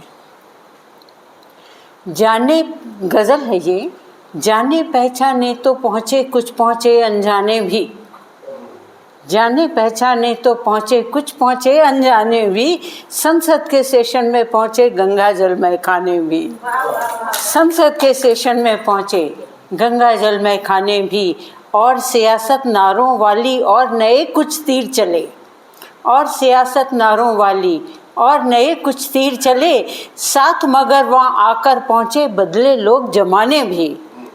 सबकी अपनी अपनी ढपली, राग सभी पहचाने थे, मगर नई पीढ़ी ने ताने तरकश तीर कमाने भी, मगर नई पीढ़ी ने ताने तरकश तीर कमाने भी। राग बहुत दरबारी गाए हाँ जी वालों ने, राग बहुत दरबारी गाए हाँ जी वालों ने, 2 टूकी बातें पर करते नई पौध के दाने भी, 2 टूकी बातें करते हैं नई पौध के दाने भी। कोर्ट कचहरी लॉकअप वॉकअप, कोर्ट कचहरी लॉकअप वॉकअप, इन पछड़ों में कौन पड़े, चौरस्ते पर न्याय मिलेगा जनता के हों थाने भी, चौरस्ते पर न्याय, यूपी में हो रहा है ना, चौरस्ते पर न्याय मिलेगा जनता के हों थाने भी। धारा का कानून नया हो, धारा का कानून नया हो, अर्थ जरा खुलकर समझो। न्यायपालिका में बैठेंगे सच्चे और सयाने भी, न्यायपालिका में बैठेंगे सच्चे और सयाने भी। तुन्ना बुनना फिर से होगा, तुन्ना बुनना फिर से होगा, वक्त जुलाहा हाजिर है। तुन्ना बुनना फिर से होगा, वक्त जुलाहा हाजिर है। आज बराबर वाले होंगे ताने भी और बाने भी। संसद के सेशन में पहुँचे गंगा जल महकाने भी। अब वापस चले जाते हैं हम रसराज पर। आपने अभी एक रसराज पर कहा था, ये मेरी पुरानी रचना है लेकिन थोड़ी सी अलग इसमें है। एक पल जो प्यार में जी लें अगर जीवन सफल है, एक पल जो प्यार में जी लें अगर जीवन सफल है, और बाकी दर्द में रह जाएगा। एक पल जो प्यार में जी लें अगर जीवन सफल है, और बाकी दर्द में रह जाएगा। एक मंथन रात दिन होता रहेगा, क्या करें ये अमीय रस प्राण में ढोता रहेगा, क्या करें। बाद इसके जो बचा वो भी कहीं बंट जाएगा, बाद इसके जो बचा वो भी कहीं बंट जाएगा। पर हमें एक बूंद भी मिल जाए तो जीवन सफल है, और बाकी यूं कहीं बह जाएगा, और बाकी यूं कहीं बह जाएगा। अनगिनत सांसें प्रवाहित कौन इसको गिन सका, अनगिनत सांसें प्रवाहित कौन इनको गिन सका, और चुपते कंकरों में कौन अब तक बिन सका।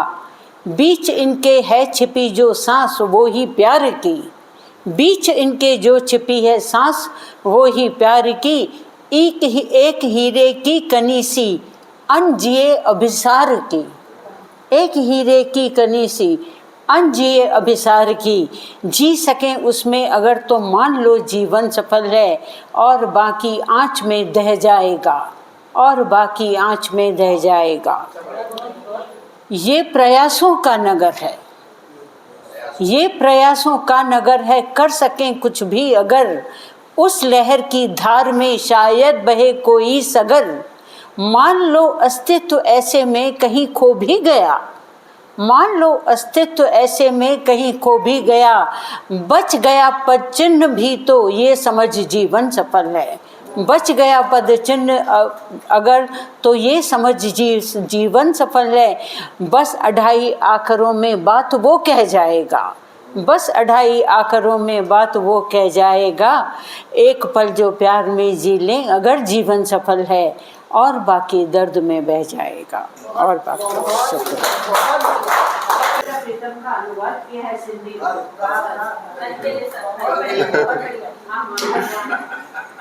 चलिए आशा जी आ जाए आप, आइए आइए कुछ भी। मैंने सुना था, मैंने सोचा था सिर्फ सुनना है, सुनाना नहीं है। तो सोचते हम भी यही है, लेकिन हमको कोई नींद से उठाकर बोले कविता सुना तो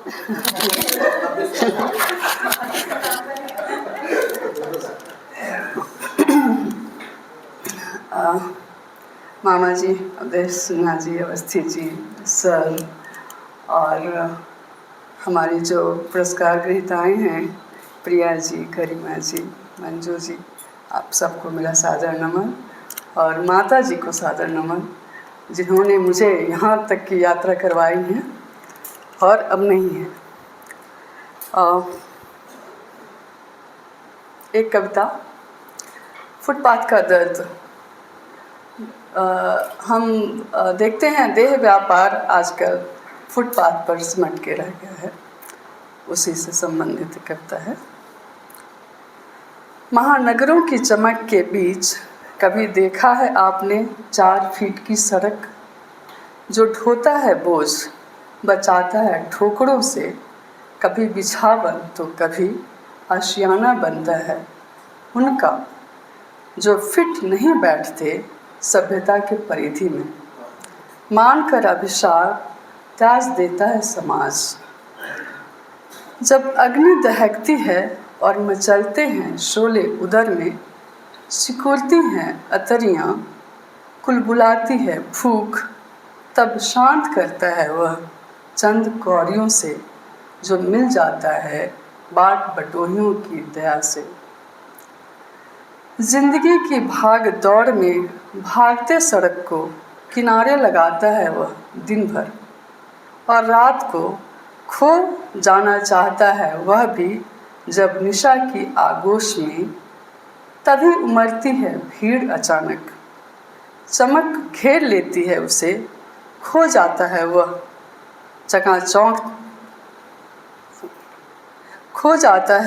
चकाचौंध में उन सुंदर चेहरों और कजरारी आँखों में।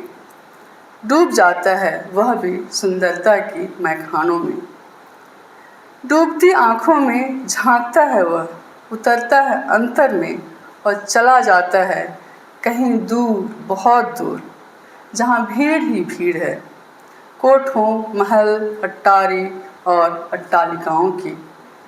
तबले की ताल और घुंघरू की छन छन कानों में गूंजती है, खो जाता है वह ललचाई नज़रों में। बोलियां लगती हैं, दाम लगाए जाते हैं, देह, चमड़ी और इस्मत के, सौंदर्य और सौंदर्य बोध के। खुश होता है वह क्योंकि सुंदरता खुश है खुद के बिके जाने पर, देह के व्यापार पर, चंद पैसों की खनक पर। देखता है वह संतोष उन आँखों में, झांकता है अंदर चमक की गहराई में, छानता है आंसुओं को मुस्कुराहट की छन्नी से। बन जाता है ढेर पीड़ा, कसक और वासना की। जागता है वह भी रात भर और प्रतीक्षा करता है उस एक सुबह की जब सड़क बनेगा वह भी, और रौंद पाएगा खुद को, क्योंकि नहीं खोना है उसे रातों की चमक में। नहीं बनना है साक्षी इस्मत के सौदों का, नहीं बनना है साक्षी इस्मत के सौदों का। बहुत बहुत धन्यवाद। चलिए, अब धीरे धीरे इधर की सूची सिमट रही है, तो हम एक बार मंजू जी आप आ जाएं और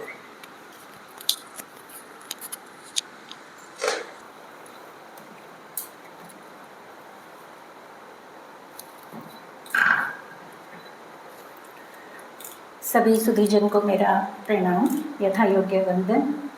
साहित्य पुरस्कार समिति, कादम्बिनी क्लब और हमारे ऑथर्स गिल्ड ऑफ इंडिया, इन सभी को मेरा असाधुवाद इतना भव्य आयोजन के लिए। और साथ ही साथ मैं उनकी बहुत आभारी हूँ कि उन्होंने मेरी पुस्तक, जो मेरे काव्य संग्रह है, उसका चयन पुरस्कार के लिए किया है। तो आप सबको मेरा बहुत बहुत आभार। और अहिल्या मैम के लिए तो मैं क्या बोलूँ, मैं उनसे मिल भी चुकी हूँ। डॉक्टर मधु धवन जी जब कार्यक्रम करती थी चेन्नई में, तो उनका मिलना उनसे मेरा हुआ था, और मैं उनकी स्मृति को नमन करती हूँ।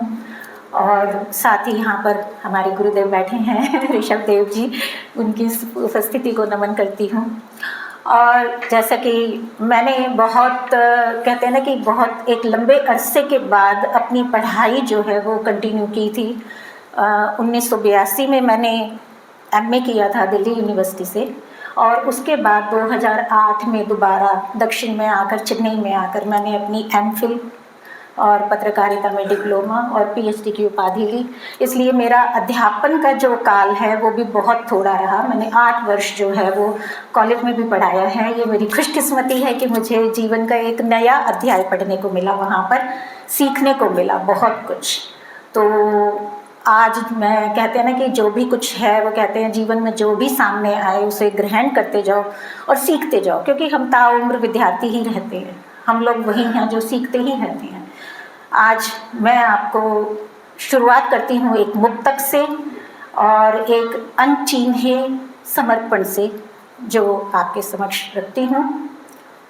कलम की ताकत सब पहचाने, कलम की ताकत सब पहचाने, कलम को देते हैं सब मान।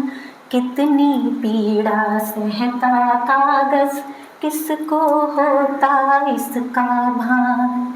कितनी पीड़ा सहता कागज, किसको होता इसका भान। सीने पर सहता शब्द चुभन हर शब्द सहेज के रखता है। सीने पर सहता शब्द चुभन हर शब्द सहेज के रखता है। साथ निभाता जीवन भर पर नाम कलम का रहता है। साथ निभाता जीवन भर पर नाम कलम का रहता है। तो ये एक अनचिन्हे समर्पण की चंद पंक्तियाँ, और इसके साथ ही मैं आपको ले चलती हूँ हमारी हिंदी भाषा जो है उसमें कहावतें, लोकोक्तियाँ, वाक्यांश जो हैं उसको बहुत समृद्ध करते हैं। और ऐसे ही कुछ वाक्यांश हैं जो चेहरे से जुड़े हुए हैं, सूरत से जुड़े हुए हैं। जैसे अक्सर हम बोलते हैं चेहरा किताब होता है, सूरत और सीरत जो होती है, सीरत से पता चलता है, सूरत से पता चलता है आदमी की सीरत कैसी है, और चेहरा जो है वो पढ़ा जाता है। तो आपको उन्हीं चेहरों के, आज जो चेहरे की जो कहानी है वो मैं आपके समक्ष रखती हूँ कि कितना कुछ बदल गया है। तो कहती हूँ कि चेहरों की भी अजब कहानी हो गई है। चेहरों की भी अजब कहानी हो गई है। सारी उपमाएं आज बेमानी हो गई हैं। सारी उपमाएं आज बेमानी हो गई हैं। जिधर नज़र उठाओ टकसाल सी लगी है, जिधर नज़र उठाओ टकसाल सी सजी है। लेकिन अब खरे खोटे की गारंटी नहीं है, लेकिन अब खरे खोटे की गारंटी नहीं है। जरूरी नहीं जो जैसा दिखे वैसा ही निकले, जरूरी नहीं जो जैसा दिखे वैसा ही निकले। कोई पैमाना भी नहीं, कोई पैमाना भी नहीं जिससे जांचें और परखें, कोई पैमाना भी नहीं जिससे जांचें और परखें। क्योंकि चेहरे अब हो गए हैं सिर्फ नुमाइश से, चेहरे अब हो गए हैं सिर्फ नुमाइश से। दिखते हैं मन की अनबुझी ख्वाहिश से, दिखते हैं मन की अनबुझी ख्वाहिश से। और सूरत और सीरत का वाक़या अब पुराना हुआ है, सूरत और सीरत का वाक़या अब पुराना हुआ है। दोनों का ही व्याकरण बेहद उलझा हुआ है, दोनों का ही व्याकरण बेहद उलझा हुआ है। और उस पर मुश्किलाना हालात ने कर दी खलासी है, मुश्किलाना हालात ने कर दी खलासी है। संबंधों के चेहरे पर दिखती बदहवासी है। आज देख लीजिए कोई भी संबंध जो है वो पवित्र और मतलब वो कहते हैं ना कि बिल्कुल सुरक्षित नहीं रहा है। तो संबंधों के चेहरे पर दिखती बदहवासी है। जो गंडेरी सा दिखता नीम निबोली निकलता है, जो गंडेरी सा दिखता नीम निबोली निकलता है। और मक्खन मलाई सा चेहरा पत्थर की चोट करता है, और मक्खन मलाई सा चेहरा पत्थर की चोट करता है। तो जनाब अब चेहरे कहाँ किताब हुआ करते हैं, तो जनाब अब चेहरे कहाँ किताब हुआ करते हैं। भीतर छिछले बाहर लाजवाब हुआ करते हैं, भीतर छिछले बाहर लाजवाब हुआ करते हैं। दिखते हैं हरदम दीवारों से एकदम सपाट, दिखते हैं हरदम दीवारों से एकदम सपाट। और अवसर अनुसार रंग चढ़ा और बदल लिया करते हैं। इसीलिए कहती हूँ कि चेहरों की अजब कहानी हो गई है। सारी उपमाएं अब बेमानी हो गई। धन्यवाद। और हमारे यहाँ कहते हैं ना कि सबसे बड़ी समस्या जो है अब हो गई है वृद्धाओं के अकेलेपन की।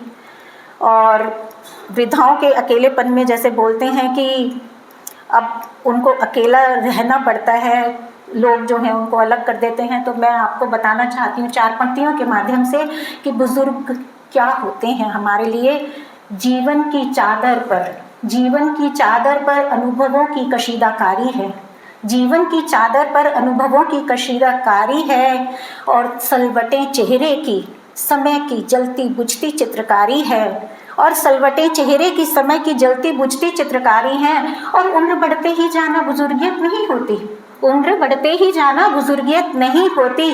जिंदगी भर किए हुए समझौतों की ये कलाकारी है, जिंदगी भर किए गए समझौतों की ये कलाकारी है। और इसी से 2 पंक्तियाँ जो मैं हैं इसके बाद इसके सुनाना चाहती हूँ। अगली पंक्तियाँ जो हैं इससे संबंधित कि जर्द हो जाए पत्ते तो गिरा देता है, जर्द हो जाए पत्ते तो गिरा देता है।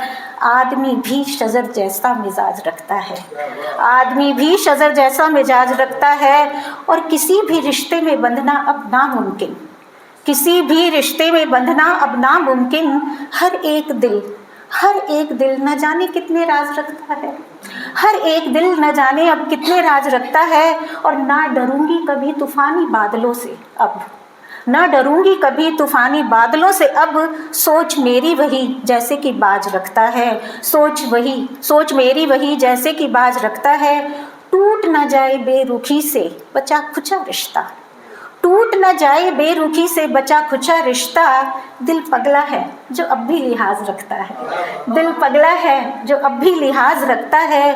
और महकेगा कैसे उस देश का उपवन भला, महकेगा कैसे उस देश का उपवन भला।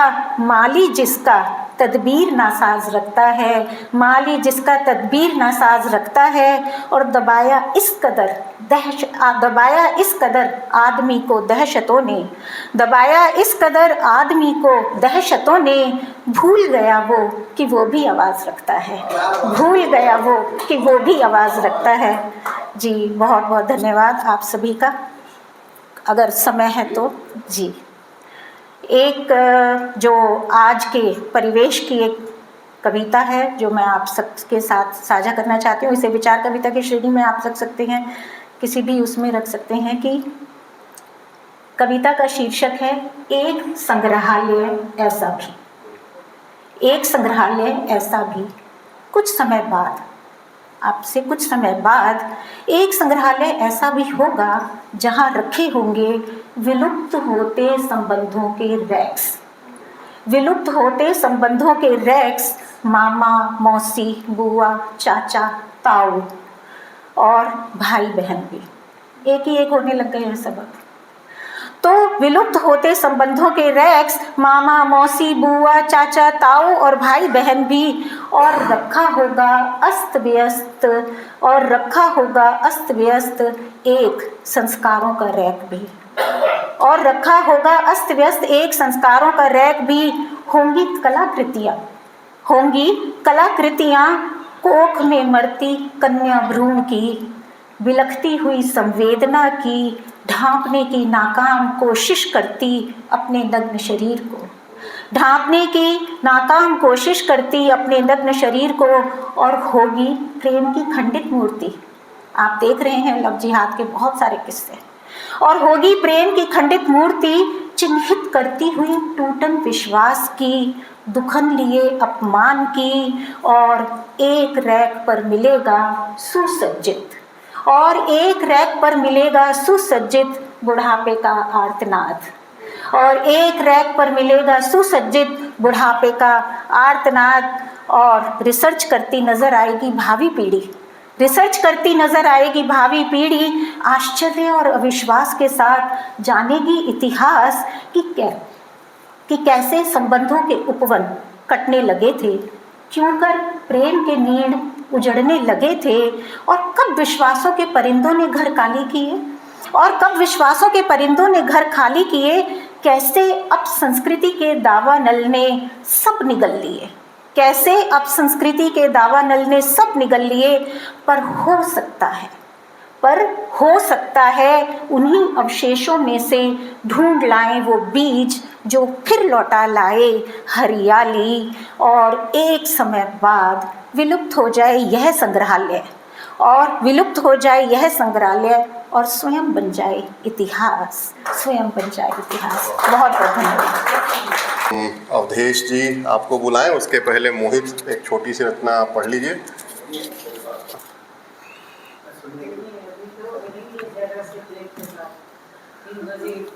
नहीं, मैंने कुछ और चुना हुआ था।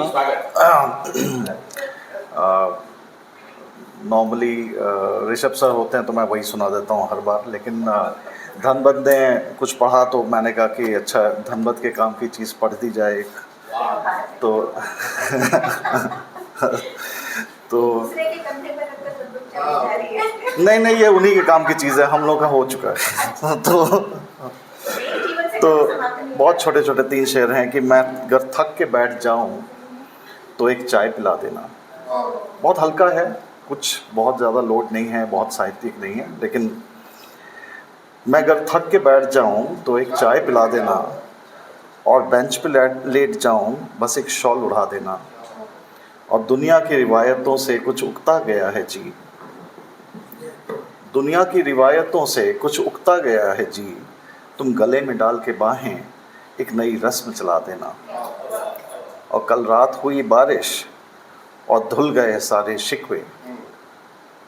धनबद, जब लड़ाई करोगे उसके बाद की बात है यह कि कल रात हुई बारिश और धुल गए सारे शिकवे, मिलो जब सुबह मुस्कुरा कर इसका यकीन दिला देना। तो और उसके बाद क्योंकि अफसर रहते हैं तो अच्छा, मैंने कहा हम लोग के लिए फाइनल मारेंगे कि मैं रोशनी के साथ, तो नॉर्मली जिस तरह की मैं पॉलिटिकल कविताएं लिखता हूँ या गज़लें लिखता हूँ उस तरह की है कि मैं रोशनी के नज़ारे देख रहा हूँ, गिरते चांद सितारे देख रहा हूँ। मैं रोशनी के नज़ारे देख रहा हूँ, गिरते चांद सितारे देख रहा हूँ। देख रहा हूँ मैं तेरी जीत का जश्न, हिस्से के अपने खसारे देख रहा हूँ। और देख रहा हूँ मैं डूबती हुई नावें, ये हम सब पे है कि देख रहा हूँ मैं डूबती हुई नावें, बैठा दरिया किनारे देख रहा हूँ। और जलती हुई आँखें लिए आज शाम, जलती हुई आँखें लिए आज शाम, बुझते चिराग सारे देख रहा हूँ। और तुझ पे नज़र नहीं है मेरी फिर भी, तुझ पे नज़र नहीं है मेरी फिर भी, मैं तेरे सारे इशारे देख रहा हूँ। धन्यवाद।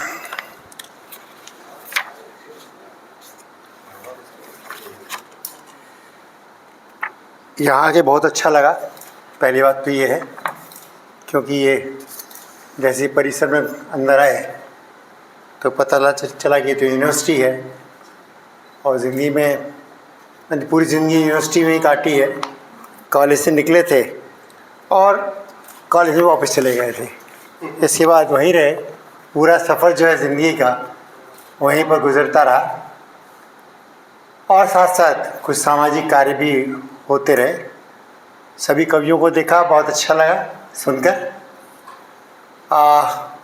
यह ज़रूर है, एक कमी ज़रूर खल रही है। डॉक्टर अहिल्या मिश्र के मुझसे बार बार कहती थी पिछले 5 महीनों से, तुमको आना ज़रूर है, आना ज़रूर है, आना ज़रूर है। अब बताइए, मैं तो आ गया। ईश्वर की अजीब लीला होती है। एक कविता मैंने उनके सामने कभी पढ़ी थी, उनको अच्छी लगी थी, मैं वही सुनाता हूँ।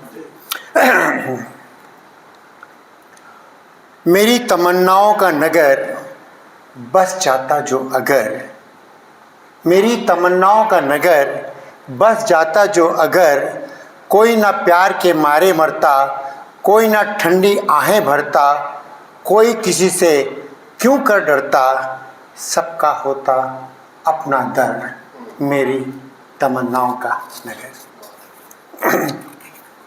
जुर्म ना होता कभी मुआफ़, जुर्म ना होता कभी मुआफ़, ना होता महंगा इंसाफ, बात जो होती साफ, कहीं ना चलता कोई असर, मेरी तमन्नाओं का नगर।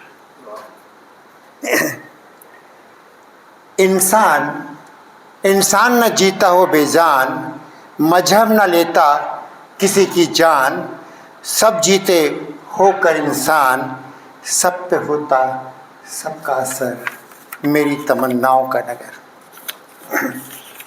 अच्छों के सर होता ताज, अच्छों के सर होता ताज, जिनको होती सबकी लाज, ऐसों का ही होता राज, कहीं ना होती कोई कसर, मेरी तमन्नाओं का नगर।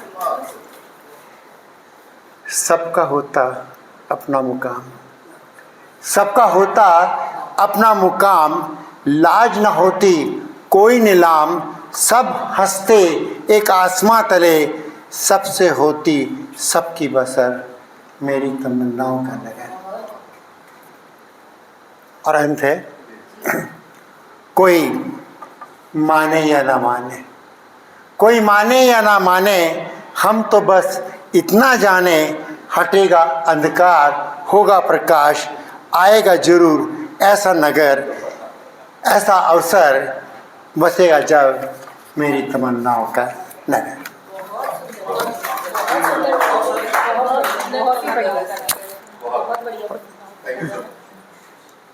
हाँ मैं भी नहीं जा रहा था। हाँ, कोई नहीं, कहाँ जाएगा ये यहीं रहेगा। चलिए तेज जी मिल गए।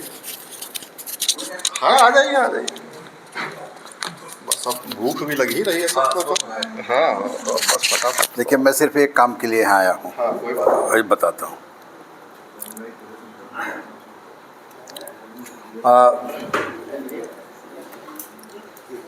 मैं सिर्फ यहाँ आया हूँ रक्षा मेहता जी को आश्वस्त करने के लिए। उन्होंने अपनी कविता के माध्यम से और ऐसे भी अपने वक्तव्य में कहा कि आजकल कवियों को श्रोता नहीं मिलते, तो मैं उस पाले से इस पाले में आ गया हूँ। पहले कभी कुछ लिखा करता था, अब श्रोता हो गया हूँ। आप निश्चिंत रहें, मेरे जैसे बहुत लोग हैं।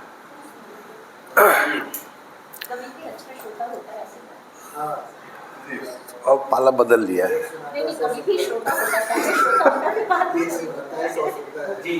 यस, अभी तक तो वही काम कर रहा था।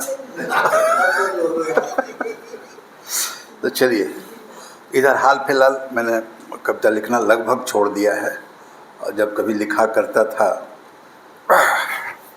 प्रवीण जी को और हमारी आपा को थोड़ा सा ज़्यादा पसंद है, तो वही पुरानी सुनाता हूँ, चलेगा।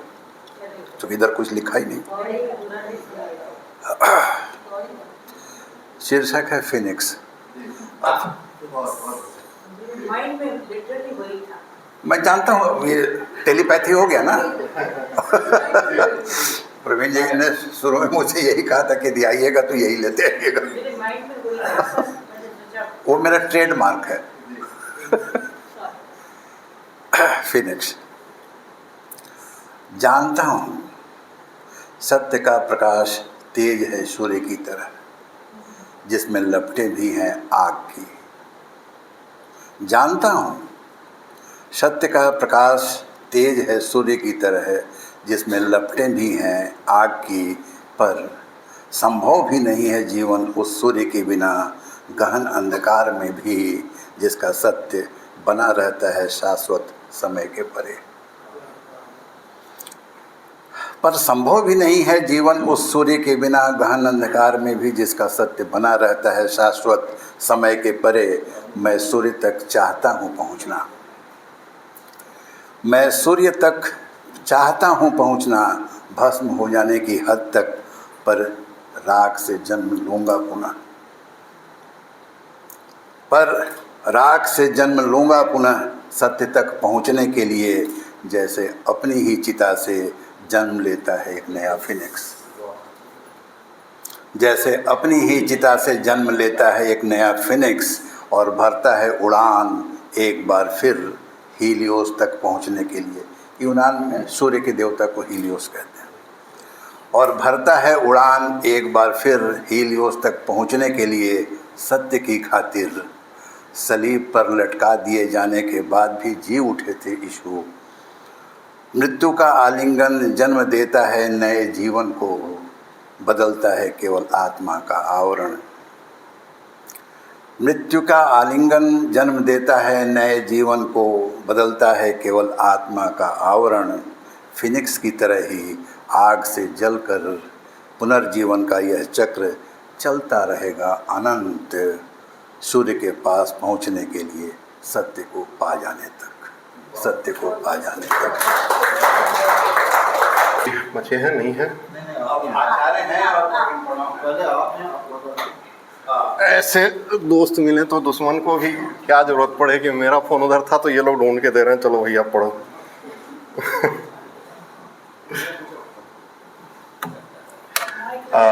ठीक है, अपनी हाजिरी लगाने के लिए एक छोटी सी, मेरा तो लगा ही हुआ है, मेरे पास लगा है। पल में तोला पल में माशा छोड़ो भी, पल में तोला पल में माशा छोड़ो भी, कब तक चले यही तमाशा छोड़ो भी, कब तक चले यही तमाशा छोड़ो भी। करम गए रसातल ज्यों ज्यों साहब के, करम गए रसातल ज्यों ज्यों साहब के, ख्याति उनकी चढ़ी अकाशा छोड़ो भी, ख्याति उनकी चढ़ी अकाशा छोड़ो भी। चप्पल घिसी देहरी तुमरी आते जाते, चप्पल घिसी देहरी तुमरी आते जाते, दोगे कितनी और दिलासा छोड़ो भी, दोगे कितनी और दिलासा छोड़ो भी, खाट के खटमल जैसी आदत नेता की, खाट के खटमल जैसी आदत नेता की, बस लहू चूसते बारहों मासा छोड़ो भी, बस लहू चूसते बारहों मासा छोड़ो भी, टॉमी बेचारे के मुंह में हड्डी चुभी तुम्हारी, टॉमी बेचारे के मुंह में हड्डी चुभी तुम्हारी, तुम्हें हुआ क्या दर्द जरा सा छोड़ो भी, तुम्हें हुआ क्या दर्द जरा सा छोड़ो भी, कितनों पढ़ लो बहुत कठिन है मुनिया, कितनों पढ़ लो बहुत कठिन है मुनिया, ना बन पई हो कभी नतासा छोड़ो भी, कितनों पढ़ लो बहुत कठिन है मुनिया, ना बन पई हो कभी नतासा छोड़ो भी। और ये चुनाव पर एक व्यंग कहा था कि जो झंडा वंडा लहराते हैं, जैसे ही चुनाव जीते नेताजी चले गए और फिर बाकियों को कोई पूछता नहीं है। दुल्हन भई दूल्हे की बाराती का क्या, दुल्हन भई दूल्हे की बाराती का क्या, 2 दिन का था जनवासा छोड़ो भी, 2 दिन का था जनवासा छोड़ो भी। और जिसको गान्ही बाबा के बानर भी उकता गए, गान्ही बाबा के बानर भी उकता गए, तुम्हारी बची है अब भी आशा छोड़ो भी, तुम्हारी बची है। खा जाता तो हम बहुत बड़ी उपलब्धि से, क्या कहते हैं, महरूम कहते हैं साहब, हाँ, और है इधर उधर ना हो जाए, वंचित रह जाते।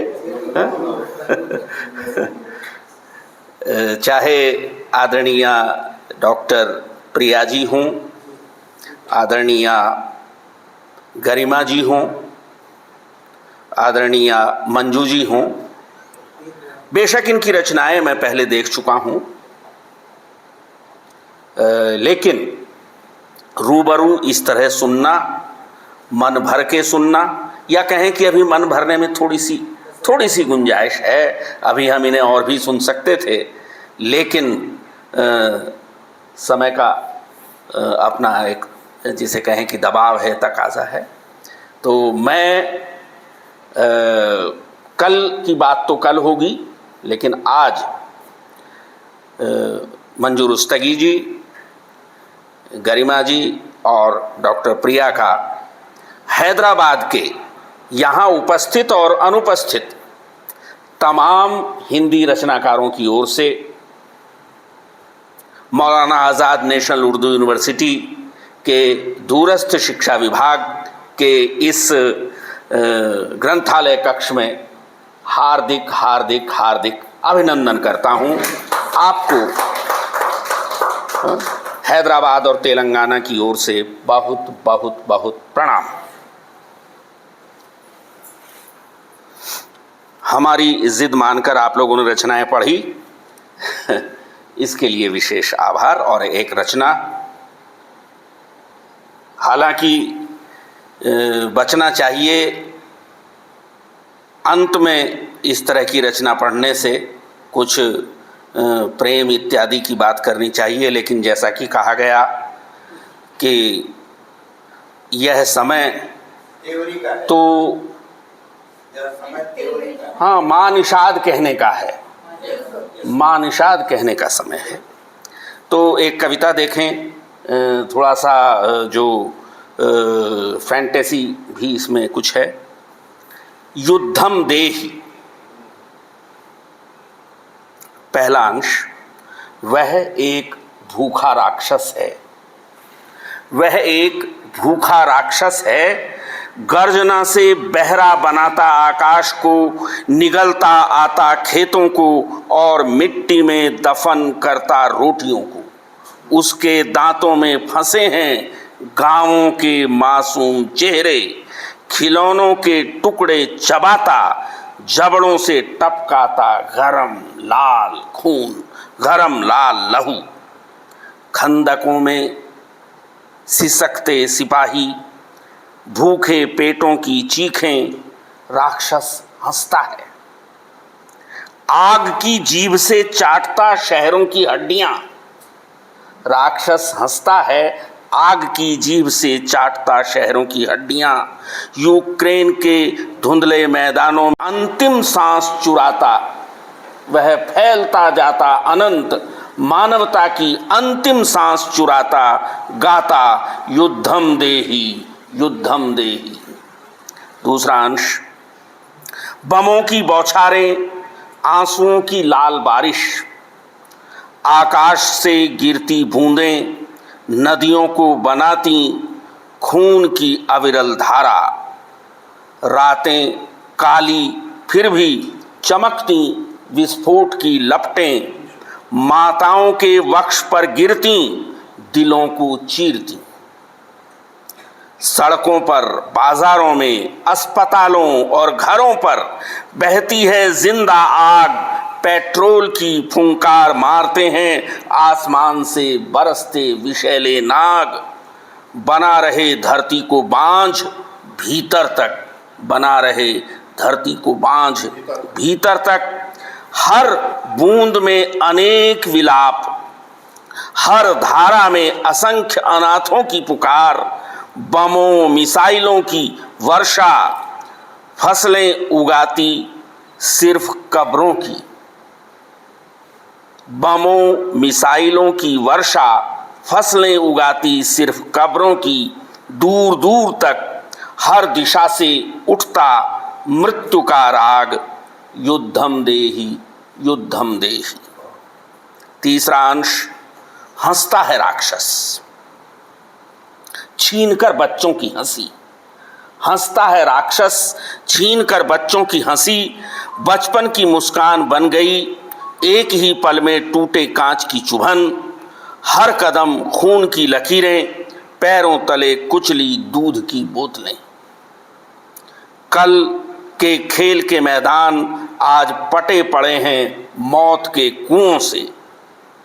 खिलौने सारे चीर डाले संगीनों ने, हंसी के टुकड़े चमकते आंखों में सिसकियां जगाते। अफगानिस्तान के रास्तों पर, तेहरान के स्कूलों में बचपन मरता है धीरे धीरे चुभन से सिसकता। मासूम चेहरे काले धुएं में डूबे, मासूम चेहरे काले धुएं में डूबे, सपने चूर चूर। यह चुभन अमिट युद्ध की विरासत पीढ़ियों को कुरेदती, प्रतिध्वनियों में गूंजता है अट्टहास, युद्धम देहि युद्धम देहि। और अंतिम अंश, घायल है सफेद कबूतर, घायल है सफेद कबूतर, तोड़ दिए गए हैं पंख उसके, जला दी गई है जैतून की शाख। फिर भी तड़पता उड़ने को आकाश की ओर निहारता।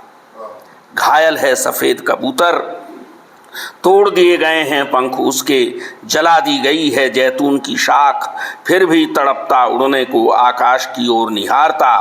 परों से टपक रहा काला खून, परों से टपक रहा काला खून, चोंच में विलाप की धुन। ट्रक पर लदी शरणार्थी मानवता को देख आंखों से झरता आंसुओं का झरना। यमन के पहाड़ों से, लेबनान की घाटियों से, हरमुज के जल डमरू मध्य से उड़ने को लालायित गिरता है बार बार, फिर उठता फिर उठता, फड़फड़ाता है उम्मीद की घायल पांखें। कभी तो थकेगा राक्षस, कभी तो थकेगा राक्षस, कर देगा कबूतर को आजाद। पर राक्षस कभी थकता है क्या? राक्षस कभी छकता है क्या? मृत्यु का पाश लिए हाथ में लाशों के ढेर पर नाचता है राक्षस। युद्धम देहि युद्धम देहि युद्धम देहि युद्धम देहि, बुद्धम देहि बुद्धम देहि बुद्धम देहि बुद्धम देहि। हाँ बिल्कुल लीजिए। चलिए, धन्यवाद आप सब लोगों का। हम समय अब आधे घंटे के अंदर हमें दूसरा प्रोग्राम शुरू करना है, तो सब लोग एक बार इस तरफ आ जाएं तो हम एक फ़ोटो इस सेशन के भी ले लें। अगले सेशन में तो फिर हम फ़ोटो लेंगे ही।